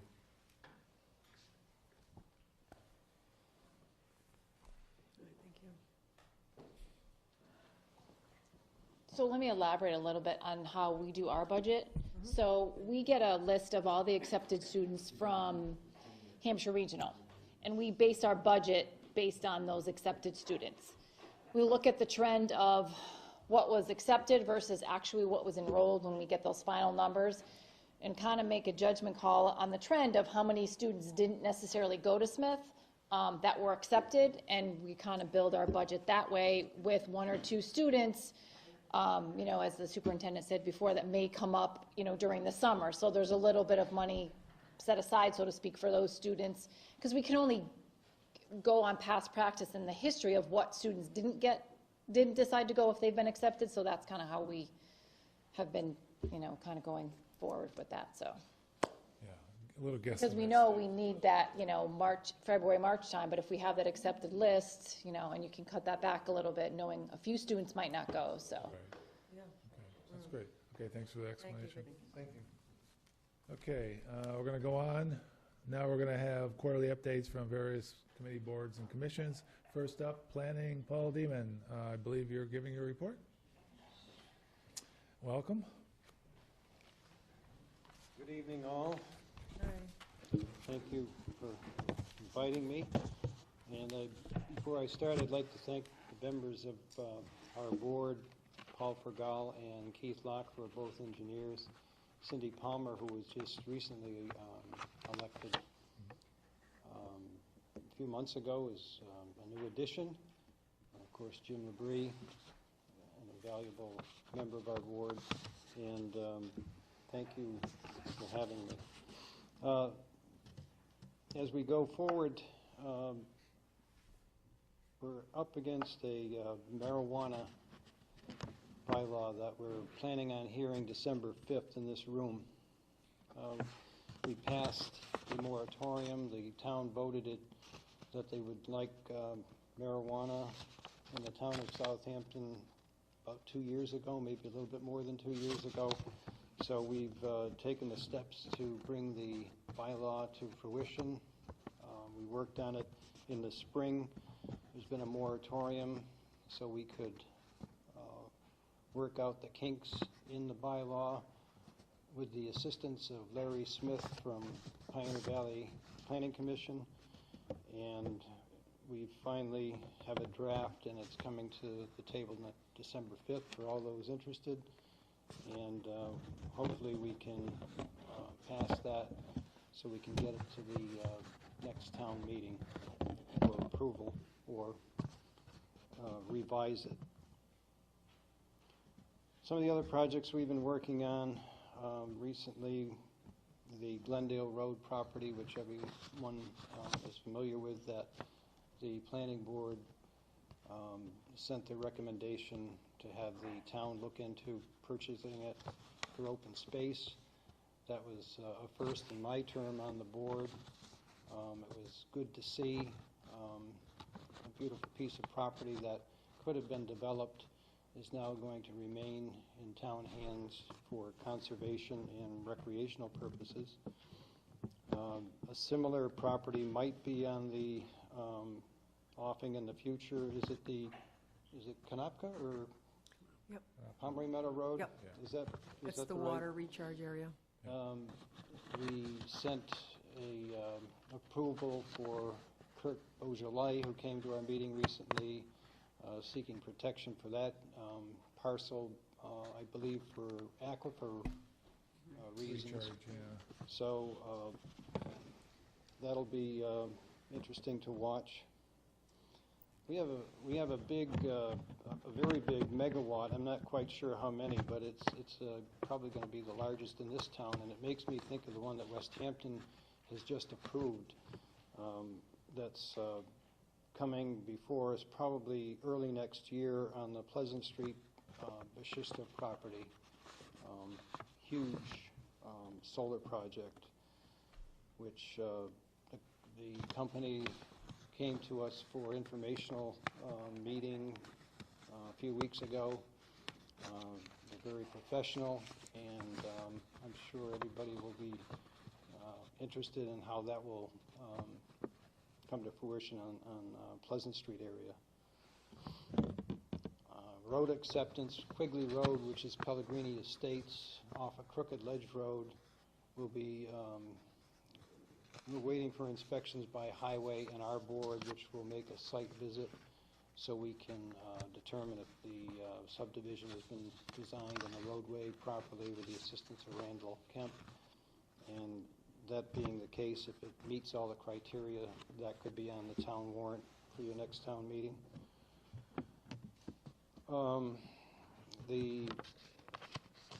One of the biggest projects we've had for development in recent months is the Christ Community Church of Hampshire County, which is building a church up on College Highway toward the Westfield line, Corner Valley Road. There's a lot of work to be done on that. There was a lot of disturbance.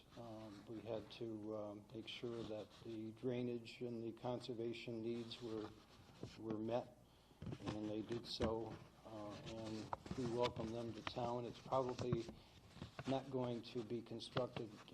Probably they've got a year and a half or 2 years out before they'll open their doors. And that is pretty much it. I'd like the select board to consider, or even the town administrator, or however you might put a feeler out, we'd like to have 1 or 2 alternates on our board. I'm not quite sure what the law allows for our size board, whether it's 1 or 2, but we'd like to have a couple of alternates on the planning board in the event that we have absences or illness, or someone may resign unexpectedly. But if we have alternates, we can then be assured to have a full board to meet some of the permits that come before us. And our longest work project is the total revision of the bylaws, which is one of the charges that we were given through the master plan. We're probably a third way through it. The marijuana bylaw will be separate from that because it will be voted and approved on well before all of the rest of them are done. I'm hoping by the spring town meeting, we may have sections ready to come before you, because it's such a big project, and there's so many sections that we can only bring so many to the table at one time and vote on them kind of separately, because if you bring it as a package and town meeting votes it down, then we've got to start the process kind of all over again. So we're probably going to bring it in sections and refine it at the town meeting, so we can move ahead on some if we have to adjust others, but so the entire package is not sets us backwards. But other than that, we approve our fair share of building permits and A&Rs. Pretty routine business. Business is good. Fair. It's going to slow up now with the winter, but that'll give us more time to work on bylaws. Any questions for Mr. Neiman? So, Paul, your bylaws allow you to assign alternate members? Is that, do you know if We have the opportunity for, I believe it's an appointment by the select board. It's not an elected position, it's an appointment, I'm pretty So- sure, Ed. Ed could look into that, but if there's anybody interested in serving, they could give Ed a call. Hopefully people out there hearing you have an interest. No, We'll see. Yeah. and you never know, we have 5-year terms, and as time goes on, some people renew and seek re-election, others do not. So if there's alternates, it could be a natural progression where they would just continue on. It's always an interesting board to listen to, so. Always all of that. Yeah, I think it's a good way for succession planning. Yeah, And you don't have I to be think an there are engineer. a few committees who are in this situation of not necessarily always having a quorum or having full membership, and something like this really, to be able to backfill those vacancies would be, I think, keep us moving instead of, stopping what we're doing while we're recruiting new members, I think, like you said, it gauges interest. If you like it, you can run. It is.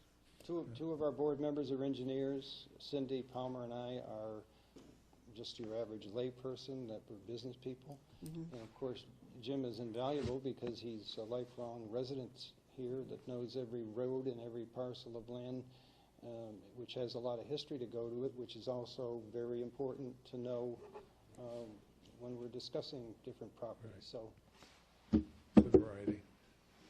Okay, well, thank you very much. thank you, Appreciate and it. thank you for your service. Thank you, Paul. Thank you.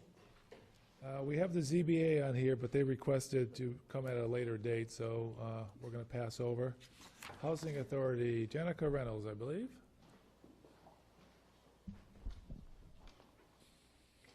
How are you? Hi, good, thank you. Good. I'm Jenica Reynolds. I've been on the Housing Authority for, I think, 6 years, 8 years. It's been a while. The Housing Authority has not been doing much. We have 3 members currently. We don't have a chair. We haven't had a chair for over a year and a half. We're supposed to have 5 members. We don't. I am going to be most likely finishing my commitment to the Housing Authority in May, and I have 2 newer members who I'm trying to pass on as much information to as I can. And basically that is consisting of, the information I'm passing along is what we've tried and hasn't worked. Because you may have noticed there is no more affordable housing in Southampton now than there was 10 years ago. The only thing that we have done is pass the inclusionary zoning bylaw with the help of the planning board. I am actually coming to the meeting on the 5th of December to discuss maybe a possibility that we hadn't thought of before. Another avenue to pursue, using perhaps smaller lots that we have set aside for the inclusionary zoning, using that for just one affordable house rather than needing to hit the 10, you needing to have a development and then trigger the inclusionary zoning bylaw. If you could trigger that and the benefits of that with just one affordable house. So we're We going need to a development with 10 or more houses, right? currently, in order to trigger the inclusionary zoning bylaw, which means at that point you have to include affordable housing. Right. that number is 10. But our question is, does it actually have to be triggered by the 10, or can you go in with an offer of like, okay, well, I have 5 houses and I'd like one of them to be affordable. Well, if it could be that, could it just be one house on an odd-sized lot? Because the benefit of using the inclusionary zoning is that you can have an up to 20% reduction in street frontage and the size lots for the area in which they are zoned. So we're going to look into that and see if that's a possibility. We did, last night, we actually met with 3 builders who work in Southampton, and then some other members of Virginia was there, and Tom Quinlan was there, and just other people to try to talk about, and then Bob Cannon was there also to talk about what affordable housing could look like, what we need. It was a very good discussion. We'll see what comes of that. But we could use more people, and I think that part of the problem why people haven't been interested in joining is that our hands are very tied by the rules of community preservation and how we can spend the community preservation money. We're not alone in that. Lots of small towns are also struggling to spend money. The way that most towns spend the community preservation affordable housing money is on houses that they already, affordable housing that they already own. So for upkeep for that, or if an apartment building is for sale, they can use community preservation money to buy that to put into the town's stock of affordable housing. But it's very hard to spend the money that community preservation has if you don't have a paid staff, if you don't have affordable housing already existing in your town. You're quite limited. We don't have many apartment buildings in town. No. Okay. So you need 2 more members, because if you are leaving in May, you're going to have 2 brand-new members learning everything. So the more you can get on board now, the better it is. Exactly. So if anybody's interested, you meet once a month? No, we don't even meet once a month because we haven't had anything to meet for. Okay, so it's not a time. It's not a heavy time issue. Commitment, no. But we do have a representative on master planning. We do have a representative on community preservation. So those actually have taken more time than the housing in the last 4 years, I would say. So Those if we have commitments. people out there that are interested, again, we can see Ed on that and express their interest. That would be nice. That would be great. Thanks. Any questions? Janine had said that one of the members of the Housing Authority is supposed to be a state-appointed Correct. member. So are any of the members of the Housing Committee currently state-appointed? No. So I wonder if any of them are willing to be. No. No. Okay. I think you're downplaying a little bit of the work of the committee, because from what I understand, there's been a lot of work of this particular committee Yes. looking into Habitat for Humanity, looking into a lot of possibilities, because community preservation reserves money in the housing account, and then it's very hard to spend it. Exactly. So I know that when I joined up with the committee for a little bit, we discussed how important it would be for affordable housing for seniors to actually stay in Southampton. Yes. And that might be an avenue to team up with the Council of Aging or seniors to try to come up with a way to support seniors staying in this town. And I know West Hampton Woods has a development, and we had contacted them to find out about their funding, and they got a lot of Hilltown development funds for that. But I had asked a lot of questions about sewer and things like that. So anyway, I hope people are interested in working on this, because particularly in the avenue of young families in town that may grow up in this town that want to stay here. It's not always very affordable of a town to actually stay in your own town, and a lot of people do want to do that. Right. And for seniors too. So anyway, I hope there are people that are interested, because Well, I think it's a good after our thing. meeting last night, I learned that the builders really are interested too. It's not that, I had sort of been thinking that if they built more expensive houses, then they could get more money. I was just thinking, well, the more they can sell a house for, the more money they make. And yes, there is some truth to that, but they're not interested in building affordable housing. It's kind of like the land costs are very high. So Right, if you have a lot of this size and you had to pay that much for it, to get your money out of it, you have to put a bigger house on it. And we also discussed renovations, and the problem with renovations is the community preservation money can only be used on houses that are deed restricted for the town. And so if the person who lives in the house may very well qualify for affordable housing, because the limits are not that low for a family of 4, it's, I think, like $88,000 of income. So it's not, it's Right. plenty of people in the town would qualify for affordable housing. The values of plenty of people's homes are affordable and would be available for the deed restriction, but the deed restriction would mean that they would have to, there'd be a lot of real estate transactions in order to get their deed restriction put on the house, and then there would be restrictions on selling their house. And so that's not encouraging for people to jump into that. Is there any way that community preservation funds for affordable housing could be used to offset maybe some of the land costs that a developer would want to buy? Absolutely, yes. To So make- that's, yeah, we have like $308,000 right now, with more coming in, because 10% of community preservation money each year gets put into the housing account. So we were talking to builders about like how much of the gap is there, and it's a big gap. Maybe Pretty much not the as, entire cost of the lot. Yeah. Which throws it out of whack. right, and so we have, as Rini said, it's not like we haven't done anything. We have looked into all the town-owned properties to see if any of those are buildable, and Habitat for Humanity is ready and waiting to help out if we do find a lot. They absolutely would, they would like to help us. They would like to see that happen, but we don't have buildable lots. Although we may, it turns out we may if we can Right. shrink the lot size just a little bit. Well, on the planning board, I've seen parcels go by that we couldn't approve. They don't have the right frontage, so it's basically just backland, vacant land. That's why the question came up. If we invoke the exclusionary zoning and allow to reduce the frontage on one lot by 20%, that lot now may be able to house a house for affordable housing. So we may have a few vacant lots like that we could use to try to get to that point. And the other issue that we were talking about last night is the 308,000 that's in the CPC. Bob Cannon was there, and I said, how many houses in Southampton sold for less than 250,000? And it was like around 20, I think, is what he told me. So they could use that money to purchase a house, but by the time the house goes on the market, it's gone, it takes a lot of work to put the offer in, accept it, then it's got to go to town meeting. So we can't have quick access to that money, which makes it very difficult for them as well. So those are a lot of the issues that we were talking about last night. Do you guys have any questions? Wish we had some answers. Money's sitting there, but it's. Yeah.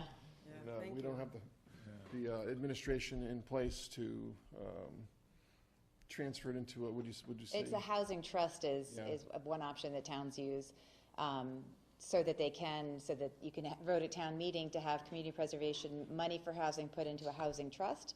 But there are a lot of guidelines, one of which is that you need to have 5 members on that board with 2-year appointments. And since we can't even get people onto the housing authority, I think it would be particularly difficult to get people on that board, and then keep that happening. It's just a smaller town, and people are busy, and people are involved.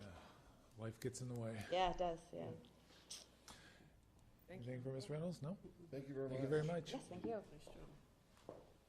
Okay, let's see now. Master Plan Implementation Committee, Mike Rosenberg. Hi, Mike.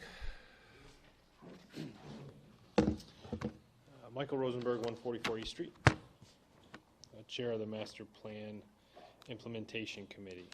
So we have been meeting about every other week. We just had another member appointed this evening, which is great. All in all, we've had relatively good attendance. Each member has an area of responsibility, so if you come from a certain committee, we've kind of delegated you to be responsible for kind of that part of the master plan, the status, how's your committee doing, the pitfalls, the troubles, the successes, kind of the report out measure. The at-large members have the non-represented committee boards, so agricultural committee, select board, highway, building, board of health, those types of departments, COA, the groups that aren't necessarily represented by members, so we've split that up. So to date, we have reviewed chapters 1 and 2. Demographics and housing for chapter 1, economic development for chapter 2. So we're going chapter by chapter, discussing discussing the report, discussing what we read, successes and obstacles. So we do have a list of what has been accomplished since then, but we felt it important to basically read the whole master plan because it's 8 years old. And outside of the things that have been accomplished, it probably hasn't been looked at in 6.5. You know, some groups I think look at it, but as a whole, really understanding the goals, I don't think anyone's really gone cover to cover. So we're trudging our way through, taking notes. Concurrently, we have a member compiling, you could call it a rubric or a list of all the goals that are in the master plan, so that we can kind of visually see where we are, what's been completed, what's in progress, what may be a stretch, right, and what may be sort of a tabled goal. You know, in our opinion, this one may not be reachable, so that when we do go through everything, compile of the data, we present you something that is sort of easy to process visually, right, because it's 250 pages in that report. So, I mean, it'd be difficult to go page by page with everyone. So if we can get it down to some sort of Excel spreadsheet, color-coded would be good. Let's see. So once fully reviewed and sort of gone over status, we'd like to bring it back to the select board as this is what we've accomplished, right? These are the greens, the yellows, the reds, or whatever we use to delineate what we've done.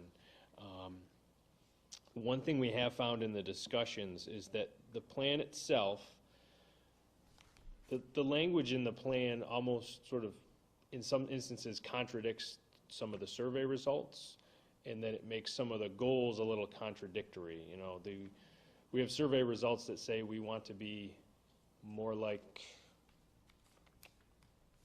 Huntington, Granby, and West Hampton than East Hampton, right?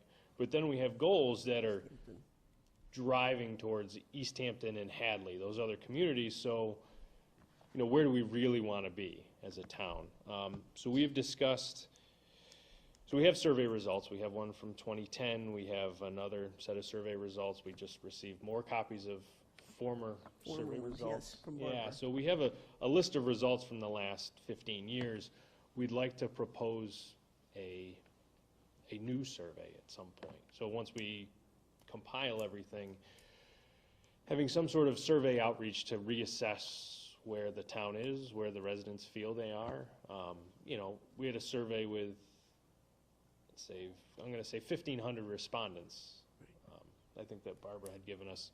Then we had another survey for this that only had 300. So your sample size is differing.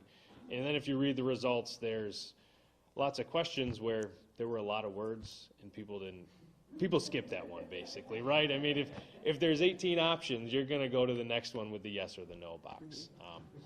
So, you know, trying to reestablish what the residents feel the goals should be around some of these. Let's see.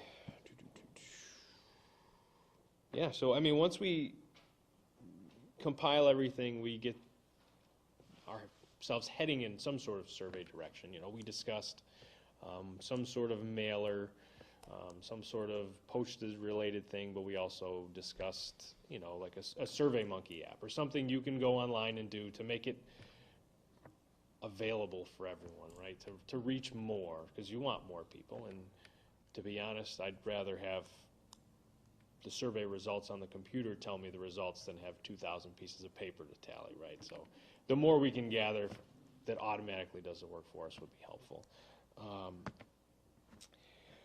Couple other notes here, just statistic-wise, and if you have the master plan, I would recommend skipping about 200 pages. There's some survey results that are in the back that are pretty good. There's also some like locust maps, some little traffic studies, some different informational pieces kind of can get you thinking about the master plan. There's plenty of good information in the chapters, but you know, for an overview, I think a lot of the good stuff is in the appendices.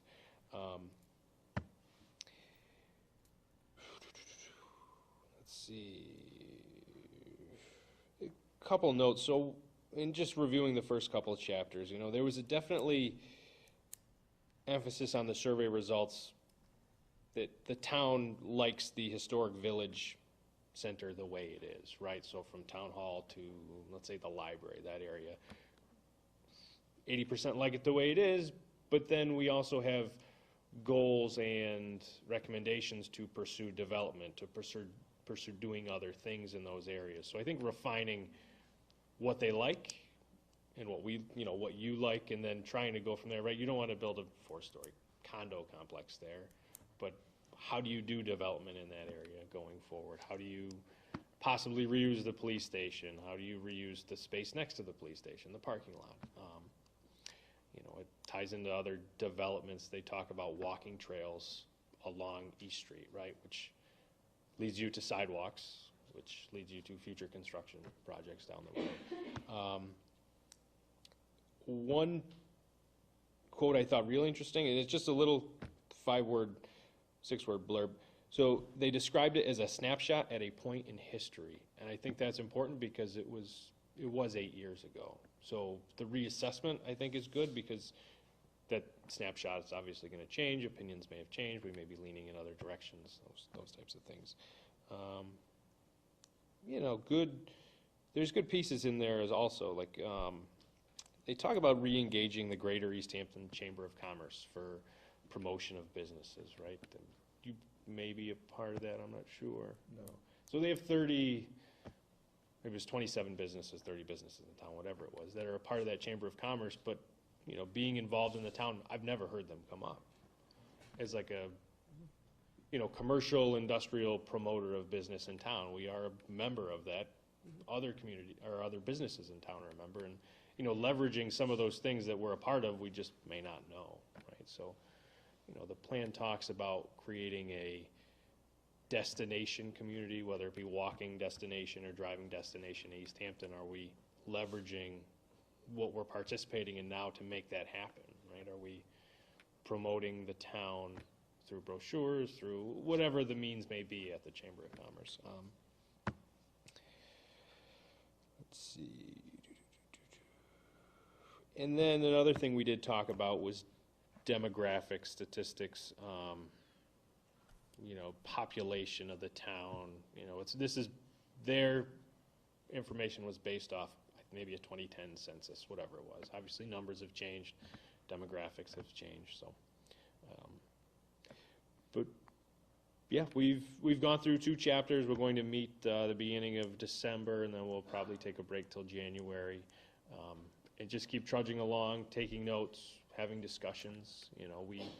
We've reached out to our departments. We have little feedback from I shouldn't say we've had some feedback from certain departments that we've reached out to, and we take notes, and when we're able to compile it all and present it, I think that's when you really see where we are and where we need to go with some of those.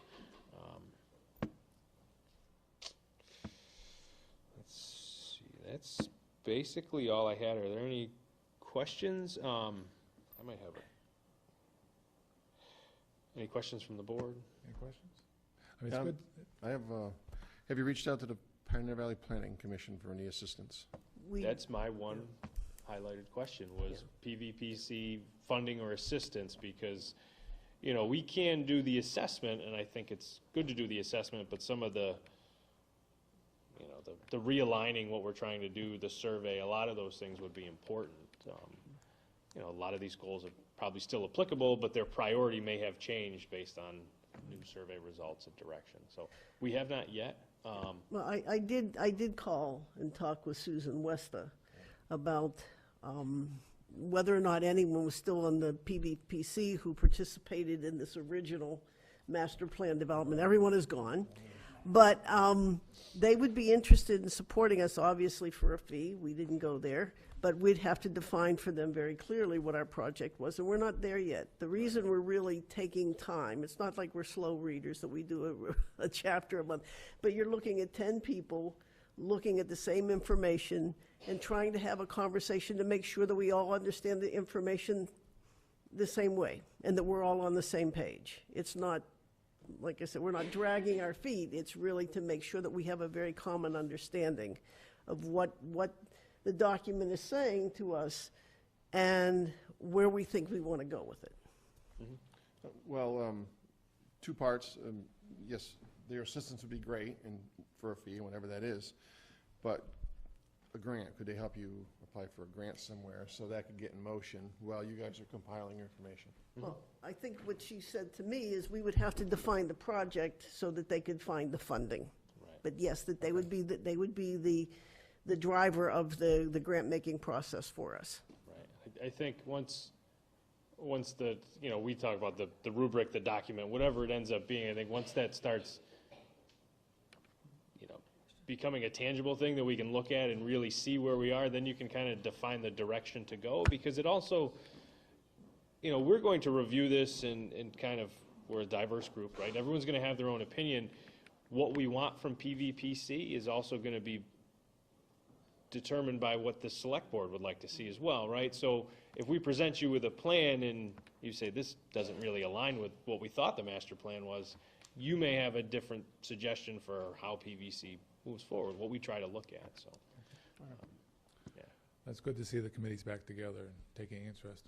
Yeah, it's been good, and I think there are lots of committees that are working on this,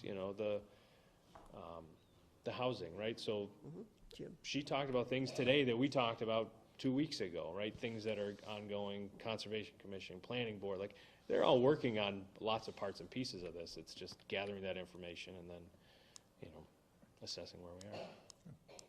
Any more questions? Thank you very much. Thank you. Good seeing you. Nice to see you. Thank you. Okay, we're 2 hours in. Is everybody having fun? Long agenda. Okay, Jerry Paquette. I know he was here. He was right outside the door there Yeah. a second ago.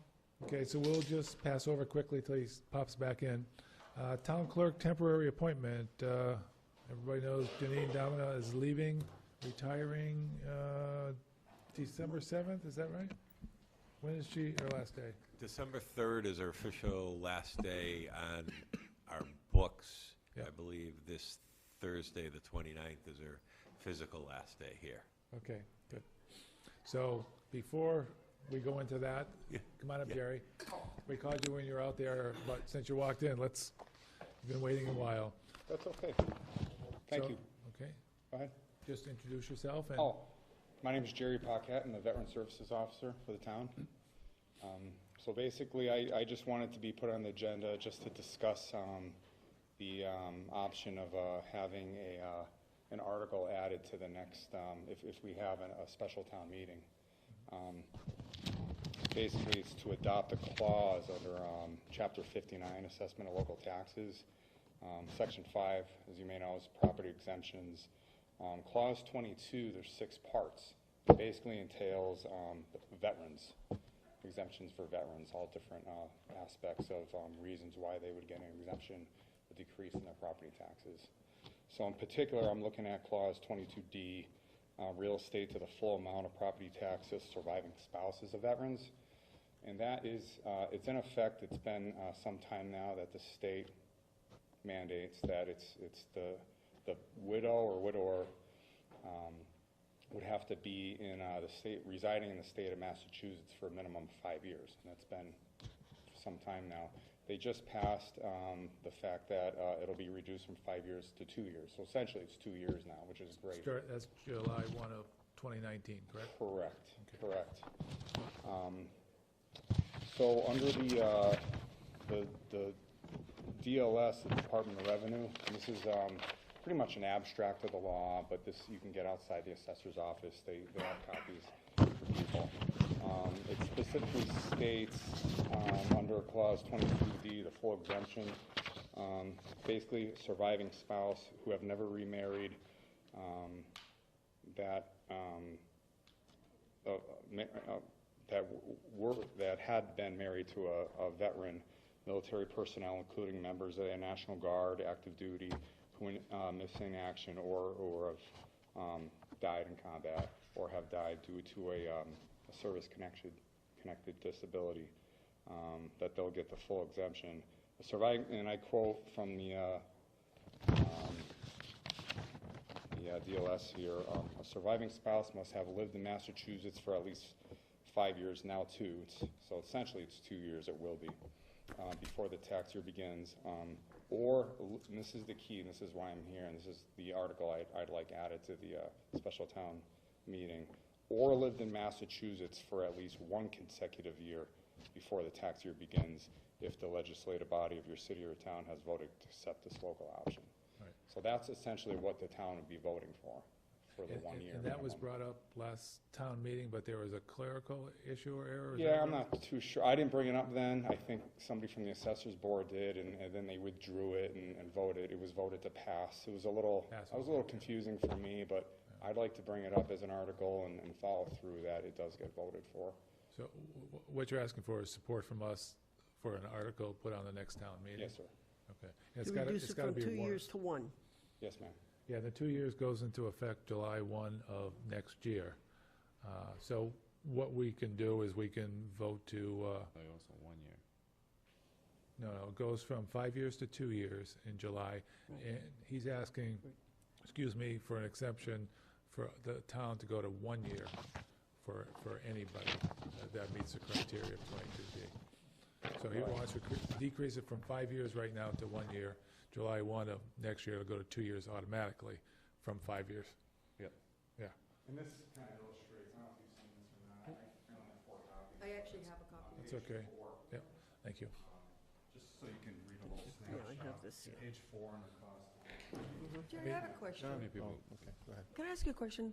So, at the 2-year point, the state reimburse any of the property taxes? So for the 2-year exemption, the state kicks in, but the local option, the state doesn't provide the funds for that. A town has to be willing to do that. You know, it's just a shame, like, if the state is doing this, you know, why are they putting a town, you know, I mean, basically, it should be a regional or statewide thing.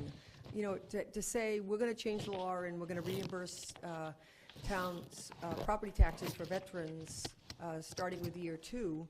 I just don't understand why then they say, but if a town wants to lower it to 1 and pay the tax year for a surviving spouse, I just have it's just unfortunate that they pin sort of a town against a town. Not that people, you know, unfortunate people who lose a spouse in service, I mean, who's going to be searching around for a town to not have to pay taxes to? But it's just the whole idea of it, that the state is not, you know, they're saying, oh, you know, we're going to do the 2-year, but, good, you know, if you want, you can do a 1-year thing. I just think Well, it's... that's why they leave it up to the town, and I understand, I agree with what Yeah. you're saying, and it's a Yeah. little somewhat disappointing. They do leave it up to the town. I guess it depends on the commitment from the town, Yeah. their financial situation. But it's their good it's support going of to the 2 veterans. years. You know, But It is great that nice- it's going to 2 years. That's It nice is thing. too, and It's a little closer. Yeah. And if they were living in the town for 6 months prior to leaving for the service, they're still eligible immediately, correct?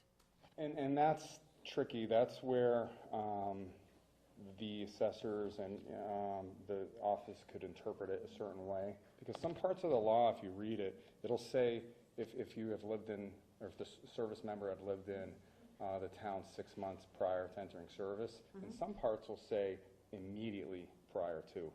So I look at it as, well, yeah, this veteran did actually, it's not only that this person is back in lives in the state now, they're originally from Massachusetts. And this particular person, I'm kind of lobbying for here, trying to help her out. She's from Southampton. So, but the law can be interpreted different ways, that prior to and immediately prior to, because Yeah, different that's too parts of the bad. law will say. But to answer your question, I printed out the law, this clause of law today, so this is current. But the best answer I can give you is there's just one little paragraph here. It says, no real estate shall be exempt under this clause if it was conveyed to the surviving spouse to evade taxation. That's just a little footnote in that paragraph. The amount of the exemption shall be borne by the Commonwealth, and the state treasurer shall annually reimburse the city or town for the amount of the tax which otherwise would have been collected for this exemption. So I'm not too sure they don't reimburse if it's reduced to 1 year. It doesn't say specifically. Maybe they don't. I just can't answer clearly. This is Yeah. all that I know. I'm just wondering if Martha or Doric has any... The answer is they don't. They haven't changed it. It used to be they'd have the town. They want to come up? Okay, Doric Dodds Assessors. According to what DLS told us a few months ago, they haven't changed their reimbursement policy. If the town elects local option for the period of that option, now being reduced from 4 years to 1, we still pay the bill. Once the time has ticked by and the recipient is validated for the 2-year period, then the state reimbursement kicks in, we go back to where we would have been. Okay. And for what it's worth, we also had to go out and get an interpretation from the DLS attorneys about the immediately prior versus prior, or however it's worded exactly, I've forgotten. And according to the attorneys, the state's intent was immediacy. They didn't want somebody to have lived in town for 6 months as a child, grow up somewhere else, join the military, suffer some sort of a military loss of life, and then have an eligible spouse. That really wasn't the point. They were looking for immediacy. And in fact, one of the keys is where they were domiciled at the time they headed out to whatever the enlistment or recruitment center is, or however that's worded. So we did get that interpretation. Immediacy was what the state meant, even if they didn't take the pains to put it in every single wording of the law. Okay. Question? So on this particular case, it's got to be a warrant on the town meeting. So as we discussed, you've got to submit a warrant. And so the best we can do right now is support this warrant going on this article going on the next town warrant, because we can't make any decisions here. So I don't think is anybody not in favor of this article going forward? It's more for the town to decide if they want to do it or not, I think, it's rather than us, and we don't really have a decision because it's got to be at a town meeting. And what's fortunate is it was 5 years and then going from 1 year. So then you have that 4-year where the town doesn't get reimbursed, but now it's only just a 1 year. Right. And some, whether it's, some of that information, I'd like to really kind of see it and read it before I believe it, the interpretation, because it's a little subjective. Yeah. Just a question, because I'm not familiar with who you're lobbying for, but you suggested it while you're up there. Does going from the 5 to the 2 solve the problem for the person you're lobbying for, or does it need to go from 5 to 1? It will eventually, yes. It depends how. Once it's if the article does get added to the special town meeting and it does get voted for, it could help them immediately. The 5 to 2. The 5 to 2. Which doesn't harm But the town. it'll in this case it's almost overlapping. Okay. Because she's been here. Yeah, and this would have to be voted on at a town meeting, which maybe it's going to be January, end of January, February. Then it has to go to the AG's office. They have to make a decision on it. Right. If I remember the conversation, Ed, that could take 30 days, 60 days. So Right. it's butting up against this new law coming in Right. July. So But that's for that one person. There could be somebody else. right, granted, but this I understand. particular person, yeah, I understand. Yeah, but Yeah. fortunately for that one person, and yeah. we people say we support the veterans, and we have a wonderful Memorial Day parade event, and that's really nice. The Veterans Day event celebration at the school, that's really hosted by the school. So if you really step back and look at things, what do we really do as a community? What are we really doing that's not required by the state?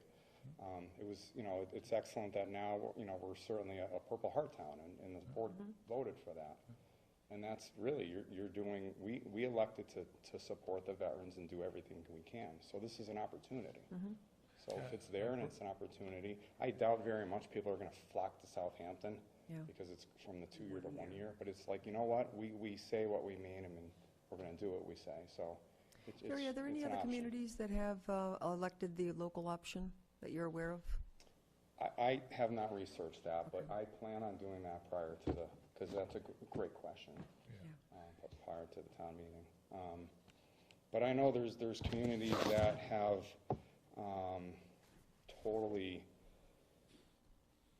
even inside, there's people that have resided in town for over 5 years, 10, 15, 20 years, and they have not given those people spouses of deceased military members, 100% disabled or deceased. They haven't given the full exemption. There's an interesting article about the town of Ware, and they just did everything they could to not do it, and then they finally got caught, I guess. So I've heard of towns doing the opposite, but I'm sure there are many towns that have elected to do that, but I don't want to say But you're this, going to do I a don't know. little background before the town Yeah, I meeting. will. Yeah. I I mean, I personally think it's a perfect article to put on the town meeting floor and let people decide, you know. Exactly. It says it right here, so the legislative body of the town to vote, so. I think the questions all have to be, answered beforehand so that the people of the town know what is, is the immediacy question. Because these questions are coming up in this room, so they're going to come up in a larger format. And also, what is the tax, what would be an average amount of, money? I mean, it's a small town, so it's not exactly going to be a lot. I don't think so, no, and, I mean, And hopefully it's not. I've said it before, I would hope it'd be nobody, right? right, and I've said it before, and I'll say it again, we wouldn't be here and have the right to vote Yeah. with Yep. veterans, so, Okay. we've been in the hole, maybe, it just, it goes, one hand washes the other, and it's, I don't, how much of a difference will it really make? And it's But almost, how much of a difference are we gonna make to that widow or widower and that family, I think is. I was going to say, it's But almost will not there, the money. yeah, Pass the will, town. there will be other people who are between this 2 and 5 year waiting period who now will become eligible, and the state would reimburse. Are you aware? Are there? That's a question. Between 2 and the 5 now. There's people over the 5 year. There's people that have been here over 5 years and their spouse is deceased, not necessarily killed in combat, but due to a service-related Injury, yeah. disability, and they don't even know. They don't know They just about don't it. even know. Mhm. So That's something Thank you Tom. should promote out there. I try my Is that best. something yeah. you put on the town I've website? actually called somebody and say, you are eligible for this, and Yeah. they just don't even, some people don't want to be bothered. It doesn't Oh. make any sense to me at all. No. Even for the benefits under my program. It just, some people are just set in their ways and they don't want to, they're, Best you can do is inform them. right, Yeah. right. Okay. So, no, there's one person now, I know for sure, that's inside that time frame, and that's it. Okay. So if you could put an article together, working with Ed, and, Okay. all good? Great. Thank you very much. Thank you. Appreciate your time. Thank you. Now back to town clerk temporary appointment. Ed? Certainly. And just so the board's aware, because I found out this today, is there's actually 2 options to appoint a temporary town clerk. And the original, the only one I knew of before today was appoint the temporary town clerk till the next election, which would be May, the 3rd Tuesday in May of 2019. KP Law informed me today that actually, in this case, the board could do that, or the board could also choose to appoint a temporary town clerk till the end of the existing term for the current elected town clerk, which would be May of 2021. So those are the 2 options. We had 2 people apply for the temporary town clerk position. And basically, I had advertised it as being an appointment till May of 2019. We had 1 internal candidate and 1 candidate from outside the town apply. I would say both candidates' background, time experience in town clerk offices were pretty much similar. And I would say that they would both be able to do the job for the town of Southampton. In this particular case, and I talked to our current town clerk, Janine, about this too, just to see if I was off base or whatever. And both Janine and I came back with the same recommendation. We would like to recommend, or I would like to recommend to the board that you appoint our actual current assistant town clerk, Lucy Dalton, to the temporary town clerk's position. Whether you do that to May of 2019 or to May of 2021 is up to you. Obviously, by doing this, it creates a little bit of more work because what we'll have to do also, if you do appoint the current assistant town clerk, is we're going to have to backfill that position. That position would become the appointment of the temporary town clerk.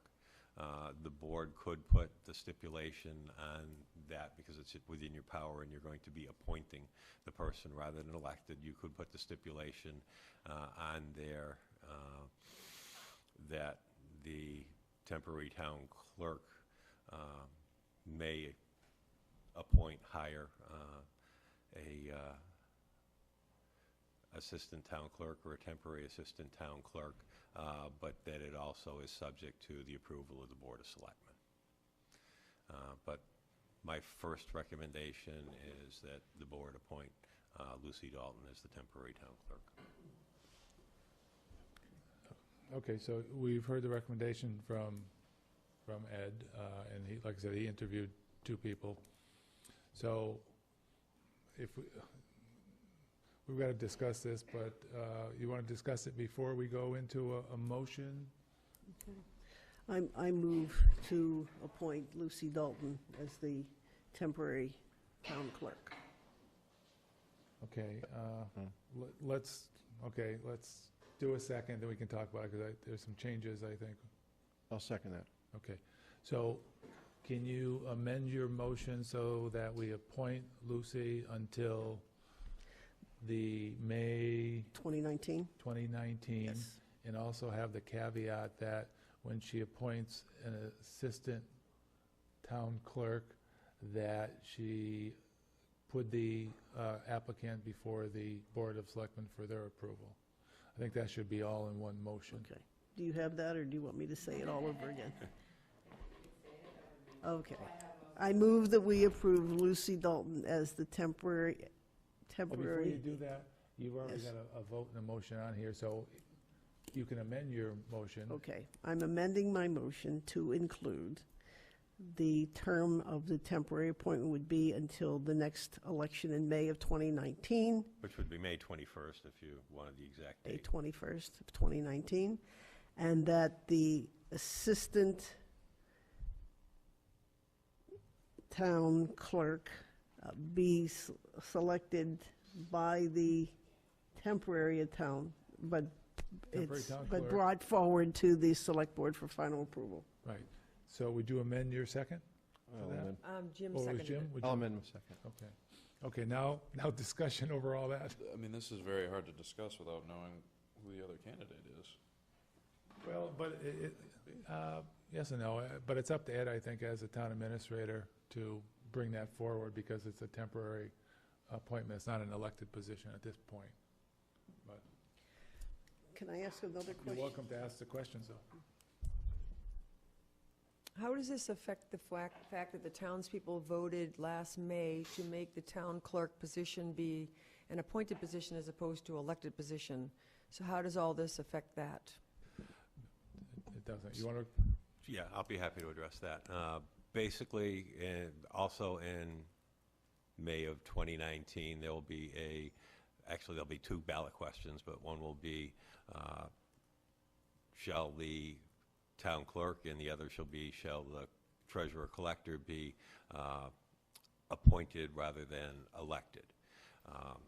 Those will be on the ballot. They may pass, they may not pass. If they don't pass, it just goes on as far as elections in the future. Yeah, but elections, is somebody going to run for that office in May, and then if the ballot question passes, then we get to appoint in that election? What would happen if it passed is that the person elected in May would be for a 2-year term, which would be the rest of Janine's term to fill that out. At the end of that 2-year term, then it would become an appointed position. Okay. Right. So either way, in May, it's going to be elected, the person will be elected. Right, people Is can what you're run saying. for a 2-year term. The only way it would not is if the board decided that rather than to appoint a temporary town clerk to May 21st, 2019, that the board wanted to appoint a temporary town clerk to Finish Janine's term. May 2021. Which would finish Janine's term. Right. Which would is- finish Janine's term. Then, if the ballot question passed, you would have had a appointed temporary town clerk that would become an appointed, well, then you would appoint a permanent town clerk. Might not be the same person, or it could be the same person, don't know. And if the ballot question did not pass, then in May of 2021, it would become an elected. Well, they still have the option. So right now, all we're saying is we're going to appoint a temporary town clerk until May 21st, 2019, when we'll have an election, and probably multiple people will run for it, including the temporary. Well, I lost that train of Yeah, thought. you got it, and then somebody will be elected from that to finish. Right, somebody will be elected from that, and it'll be 2 years to finish Janine's term. And then from then on, if the ballot question passes, it'll be appointed. And that's the key, if the It'll- ballot question passes, If it and, doesn't pass, it will keep on with the election process. right, exactly. So we've got, any other discussion on that? Cool with that. Well, could I just ask the question, do we want to also limit the assistant town clerk appointment until May of 2019? That's a hire though, Ed, correct, rather than, I know it's a hire. It's a hired, I mean, you Make it could do it on a temporary basis and say, yes, we're doing this till May 21st, 2019. so when And- that comes back to us. Yeah. Yeah, or you could do it without doing that, the term to it, and basically that person would continue in that position. So that is another choice, you're correct. Yeah, and the other thing about that is whoever gets elected in May has the option of appointing who they want as the assistant town clerk, because that's their purview. So who knows what'll change then. Yep.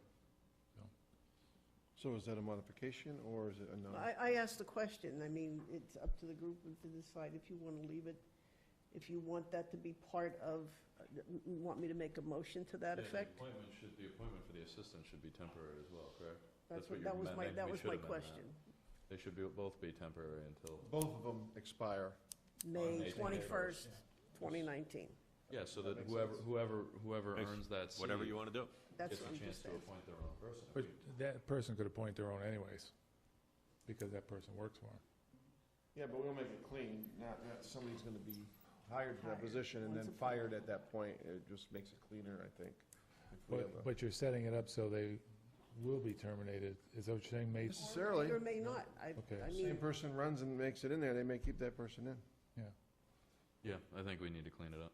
that's all I'm raising. I think it dirties it up, but that's my opinion. I think if she or he is just appointed, that person can be continuous and, but it If they're hired. depends where 3 votes go, I guess. I mean, So- I've just thought about it, if you want to consider it, otherwise, we can drop it. I Well, don't can have we strong feelings finish either this way. vote, and then we can go back if we want to do one of those? Okay. How's that? So now the vote is temporary town clerk till May 21st, 2019, with the caveat that whoever this person hires will come back to us for final approval. So, all in favor? Aye. Aye. Aye, okay, unanimous. Okay, so do you want to bring that other conversation forward? Okay. I move that the temporary assistant town clerk be hired up to and through May 21st, 2019, to coincide with either a new election or a ballot question. Second that. Discussion? I agree. Okay. All in favor? Aye. I'm going to be opposed because I think the continuity won't be as good, but I often get outvoted. Okay, thank you. Thank you all, appreciate it. And you'll let Lucy know? I absolutely will. Congratulate her. Yes. Okay, discussion on adding additional documents to select board meeting notices. Rini, I believe you brought that I think in? that's Francine. Francine? Is that yours? Yes. Okay.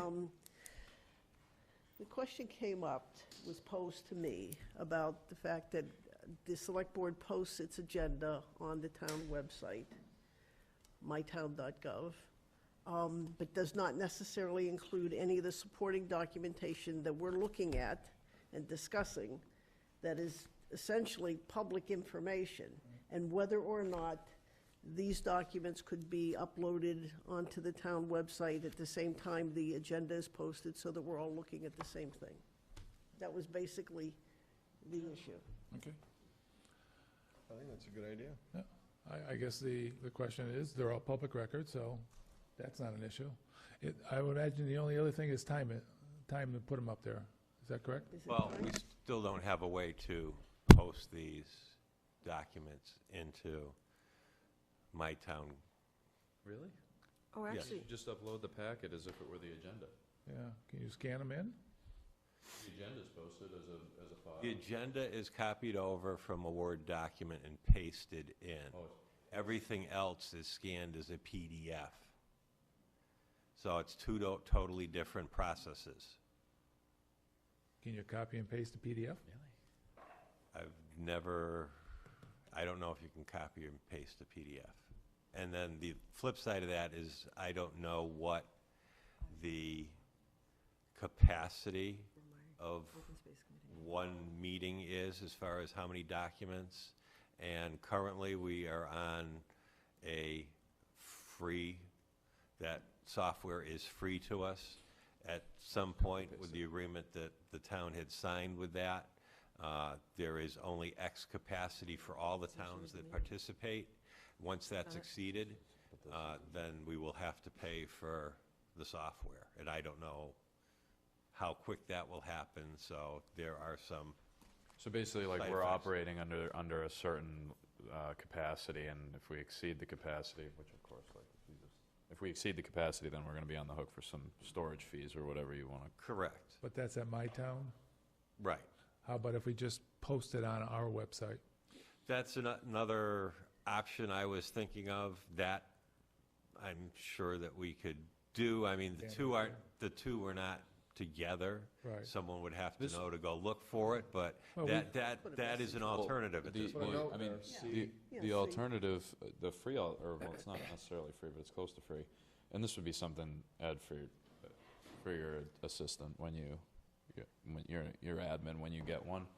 But couldn't we post like a Dropbox link to a Dropbox folder? Right, just put a link Just there. put a that link they on the click town a link, and website. If wherever you wanna put look it, at the yeah, documents, direct them there. and you go right into that file. Yeah, you can just They're restrict. it's just the public, it's just the packet that you put together without the executive session. It's just a Dropbox link. Yeah. Yeah, we could look at that. Okay, so it sounds like we're all interested in having it done, so if you could look into it and get back to us when you can. Absolutely. Great. Thanks, Francine. Any other necessary business that cannot await the December 11th regular select board meeting? Is there anything we haven't talked about so far that needs to come up? it's only 8:30. Okay, personal change forms. This is going to be a little interesting. Number 12 and 13, both for Catherine Workman. Pardon? They're crossed off. Right, I'm saying they're crossed off Oh. because they're requiring PQB action, in case somebody has a copy of the agenda out there. Oh, So PQB will discuss on November 29th. Now, the other three are still here, but they don't have sign-off by the Finance Committee. But Ed, I Correct. believe you wanted to make a request on those? Well, the Finance Committee tried to have a meeting. They did not have a quorum, so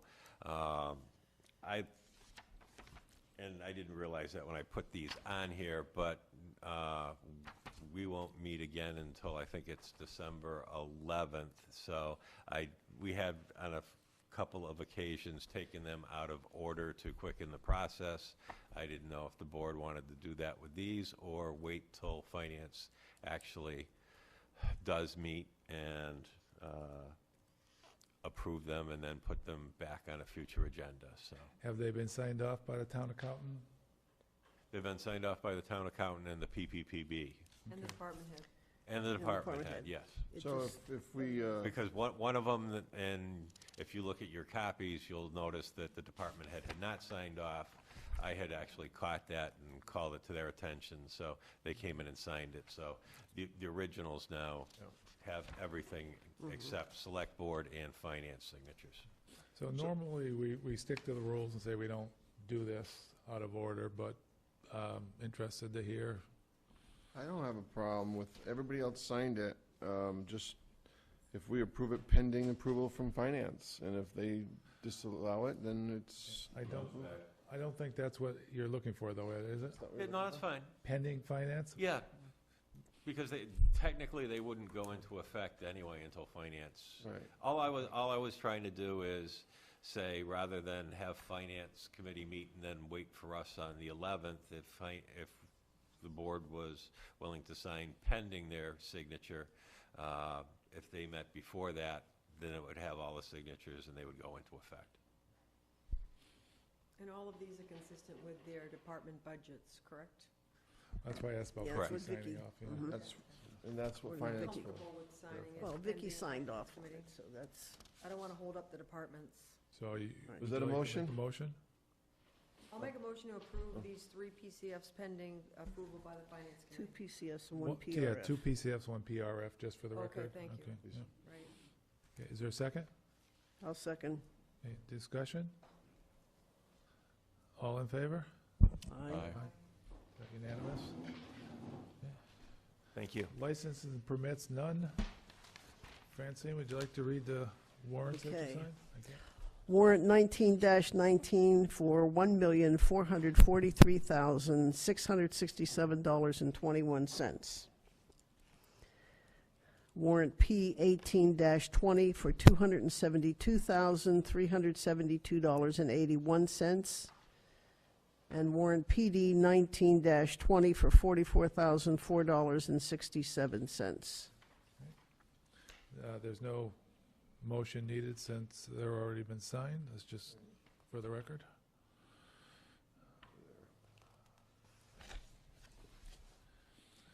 Do you mind passing those out to Ed? Okay, other documents requiring signature, none. Minutes to approve October 25th, 18, and November 13th, 18. Did everybody get a chance to read them? And I will tell you Oh, that I just one. believe you only have the November 13th minutes in your Yeah, packages. we only have the 13th here, so we can't do the October ones. Right. I wasn't here, so. One was an executive one. I saw a couple of small grammar issues, but I'm not going to worry about those. Besides that, is everybody okay with that? Yep.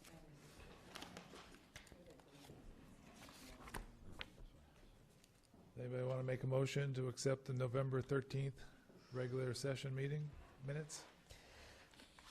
I moved. Okay. With somebody else. Would you second it then? I'll second it. Okay, did you get those, Kath? Reading and Maureen. Francine, okay. Any discussion? All in favor? Aye. Opposed? I got to tell you, open time for the public, there's a lot of people out here who are still sitting here, so I'm guessing this is what it's for. So we have open time for the public. I'm not going to read all the rules and regulations, just be courteous and keep it to 5 minutes. So, does anybody want to talk? You just line up here and feel free to come up to the podium, say who you are, where you live, and we have a frequent flyer here. Tammy Walunas, 298 College Highway. I just want to expand on Mr. Cahillane and Dr. Lincoln Hoker's view on Smith Folk. Besides having quite a few students from our town and quite a few teachers or admin from town, there are quite a few parents that are very active in the PTO from town. And there are several businesses in town that have helped, which has helped the PTO with their events at Smith Folk. So I'd like to say a huge thank you to those businesses that have helped. I mean, yes, Smith Folk is Northampton, but we do have a lot of students and parents here, teachers, admin, that really do support it. So that was all I wanted to say. And your daughter goes there, right? My daughter's a senior and my son's a freshman. Yeah, and from what you said, it's been great Yeah. experience. Very good. Yeah, they're leaving there with traits in their hands and working. Good, thank you. Thank you. Who's next? Hello and good evening to the board. My name is David Brevolari. I live at 53 Gilbert Road. I'm here with a group of neighbors, but I'll kind of read you what our concerns are. I'm here with a concerned group of neighbors who share a common driveway on Gilbert Road. Our concern has to do with a cease and desist order issued on October 18th, 2018 to Matthew DeSalt of 71 Gilbert Road for the operation of a commercial gym on his property, which is part of the common driveway shared by 11 homes. The cease and desist order was issued for zoning violations and for the operation of a commercial gym by the town of Southampton based upon information provided by the residents of the common drive who opposed the illegal operation. These residents were also asked by the town of Southampton to provide proof that the activity was still ongoing. After the cease and desist order was issued by Mr. DeSalt, he took action by filing a harassment complaint against Mr. Janice Jacek of 69 Gilbert Road with the Hampshire Court for taking pictures of the commercial gym operation. Mr. Jacek went to the scheduled court hearing with a letter from the town of Southampton issued by Tom Quinlan, the building commissioner, explaining his actions. He also brought a copy of the cease and desist order for the court. During the court hearing, Mr. DeSalt stated that to the court that the cease and desist order was only issued by the town of Southampton to quiet the people who think he is running a commercial gym. He also stated that the select board was okay with what he is doing. Our question to the board is, are these accurate statements of the town's position that he is making? Because it is apparent that based on the current documented activities surrounding the commercial gym operation, Mr. DeSalt does not recognize or respect the town of Southampton's authority to issue or enforce a cease and desist order regarding the operation of a commercial gym on his property on 71 Gilbert Road, Southampton, Mass., as it is still in operation. So the question is, do we support them running a commercial gym? Yes. Tom Quinlan, building commissioner, has issued the cease and desist order, which, at least from my point of view, I'm behind him 100%, and the others can speak on that too. We never formally said anything about that as far as supporting. We've never discussed this. Yeah, this board has never discussed that Never came subject. before us before. Yeah, We're not allowed to discuss things that are not open, Yeah, at open meeting. yeah, but So we it's- we fully just want- support Mr. Quinlan. Okay, thank you. We just have a few people. I don't know if anyone wants to You've been- address the board. You've been here 2.5 hours. If you want to come up here and speak. Thank you for your time. and Thank listening. you, we appreciate you coming. And if you wanted to get something on the agenda, if you could talk to Ed, that would be on the agenda. That way we could have invited Tom to come and Yeah, all that. I y- understand it's, We just kind of felt an urgent need at the last we minute, appreciate it. and we wanted to come. We didn't want to miss the opportunity. Okay. It's perfectly fine to come and speak during the public time Right. also. So thank you for coming. We are 100% behind Tom in the cease and desist order. Okay, thank you very much. Definitely. And I think it was out of line to suggest that the select board is behind it without consulting us. This has never been discussed on the agenda of a Yeah. select board meeting. I do too. I feel that way too. Not for you, for the person who Yeah, said it. Yeah. yeah, not for you. Sorry to keep you here so long, but thank you for coming. Thank you for your Appreciate it. time. Okay. I just had a question for the Sure. board. You have to say your name I'm and- Joy Talafer from 67 Gilbert Road. I'm also a neighbor of this disaster that we're experiencing over there. My question to you is, I was told that he applied for a new zoning that will allow him to have family and friends attend that gym. I How guess can that- we find out if that's happening? Was it ZBA? You'll be notified, doesn't it, butter? Huh? Yeah, they should be notified. I do know, because Tom told me that the resident has filed with the ZBA for an appeal. I have not seen the agenda as of yet. I know the ZBA does have a meeting they are scheduling in December on the 17th. I don't know what is exactly on that agenda, but if it is on the agenda, you should receive a notification as an abutter. I believe it's a Meeting. certified letter that you'll get in the mail. And As an then- abutter saying, here's what the meeting, when the You have to be meeting an is, what immediate it's all abutter, though? about. You have to be an immediate abutter? An abutter or an abutter to the abutter, I believe is how it I works. guess it depends what he goes for. If he's just on the agenda to talk to him, or is he going for a variance? If he's going for a variance, then you will be notified by registered mail. But if he's just going to talk to him, I don't know. I don't know the situation and what they're doing. That's a good point. On our website, you can go to the ZBA Zoning Board of meetings, Appeals. Zoning Board of Appeals, and it'll have the agenda there before the meeting. So you can look at the agenda and see if this person is going there to discuss it. And if he is or she is, you can go to the meeting also and weigh in on It's it. open to the public. You It's can. open to the public. So would we be able to talk to the board about this vote? Like, do we have any say in it at all, Well, being if he abutters? brings it up for an Variance. official Because variance. we don't want it rezoned, obviously. It's very disruptive. It's creating a lot of problems, not only amongst the neighbors, there's additional traffic, there's less privacy. Yep. It's a private, small road that we pay to have Right. paved. The whole thing, it's not, it shouldn't be there. Yeah, Mr. Quinlan's explained that, and I think he agrees just with what you're saying. So I just want to make sure what our rights are if he applies to have it rezoned. If he officially applies, then you'll be notified, but as I think Jim or Edward was just saying, if he's just gonna discuss it, it'll be on the agenda, and you won't be notified, but look at the agenda for the next meeting and bring your group there. Okay, Or thank you very much. another So thing- there's contact information for all the committees on our Southampton website. Yeah. So if I were you, I would contact the Zoning Board of Appeals and ask them. There's no reason why they can't do that also.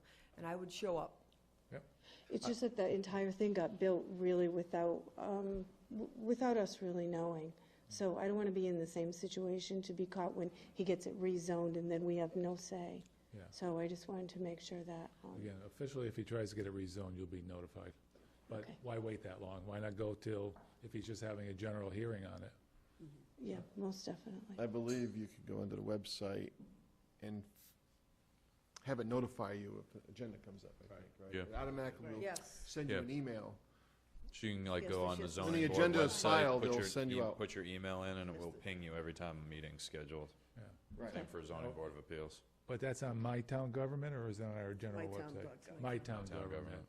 You go to It's just on that, the website. If you just go to the town website, you'll be able to navigate to it. yeah. Okay, thank you very much. Okay, thanks. Come back any other time to the meeting, we like the crowd. Anybody else for open time? No? Okay. We are going to go in executive session, and we won't be coming back into open session. We're going to take a 5-minute break in between, so we need a motion to go into executive session. And before we do that, I'll read why. Mass General Law, Chapter 30A, Section 21A, Number 3, discuss strategy respect to collective bargaining, which is the Local 98 International Union of Operators Engineers for the Highway Department. Again, under the same Mass General Law for the police officers, New England Benevolent Police Association. Third is under the same law for the dispatchers, New England Benevolent Police Association. Fourth session is under the same law for the East Street Bridge.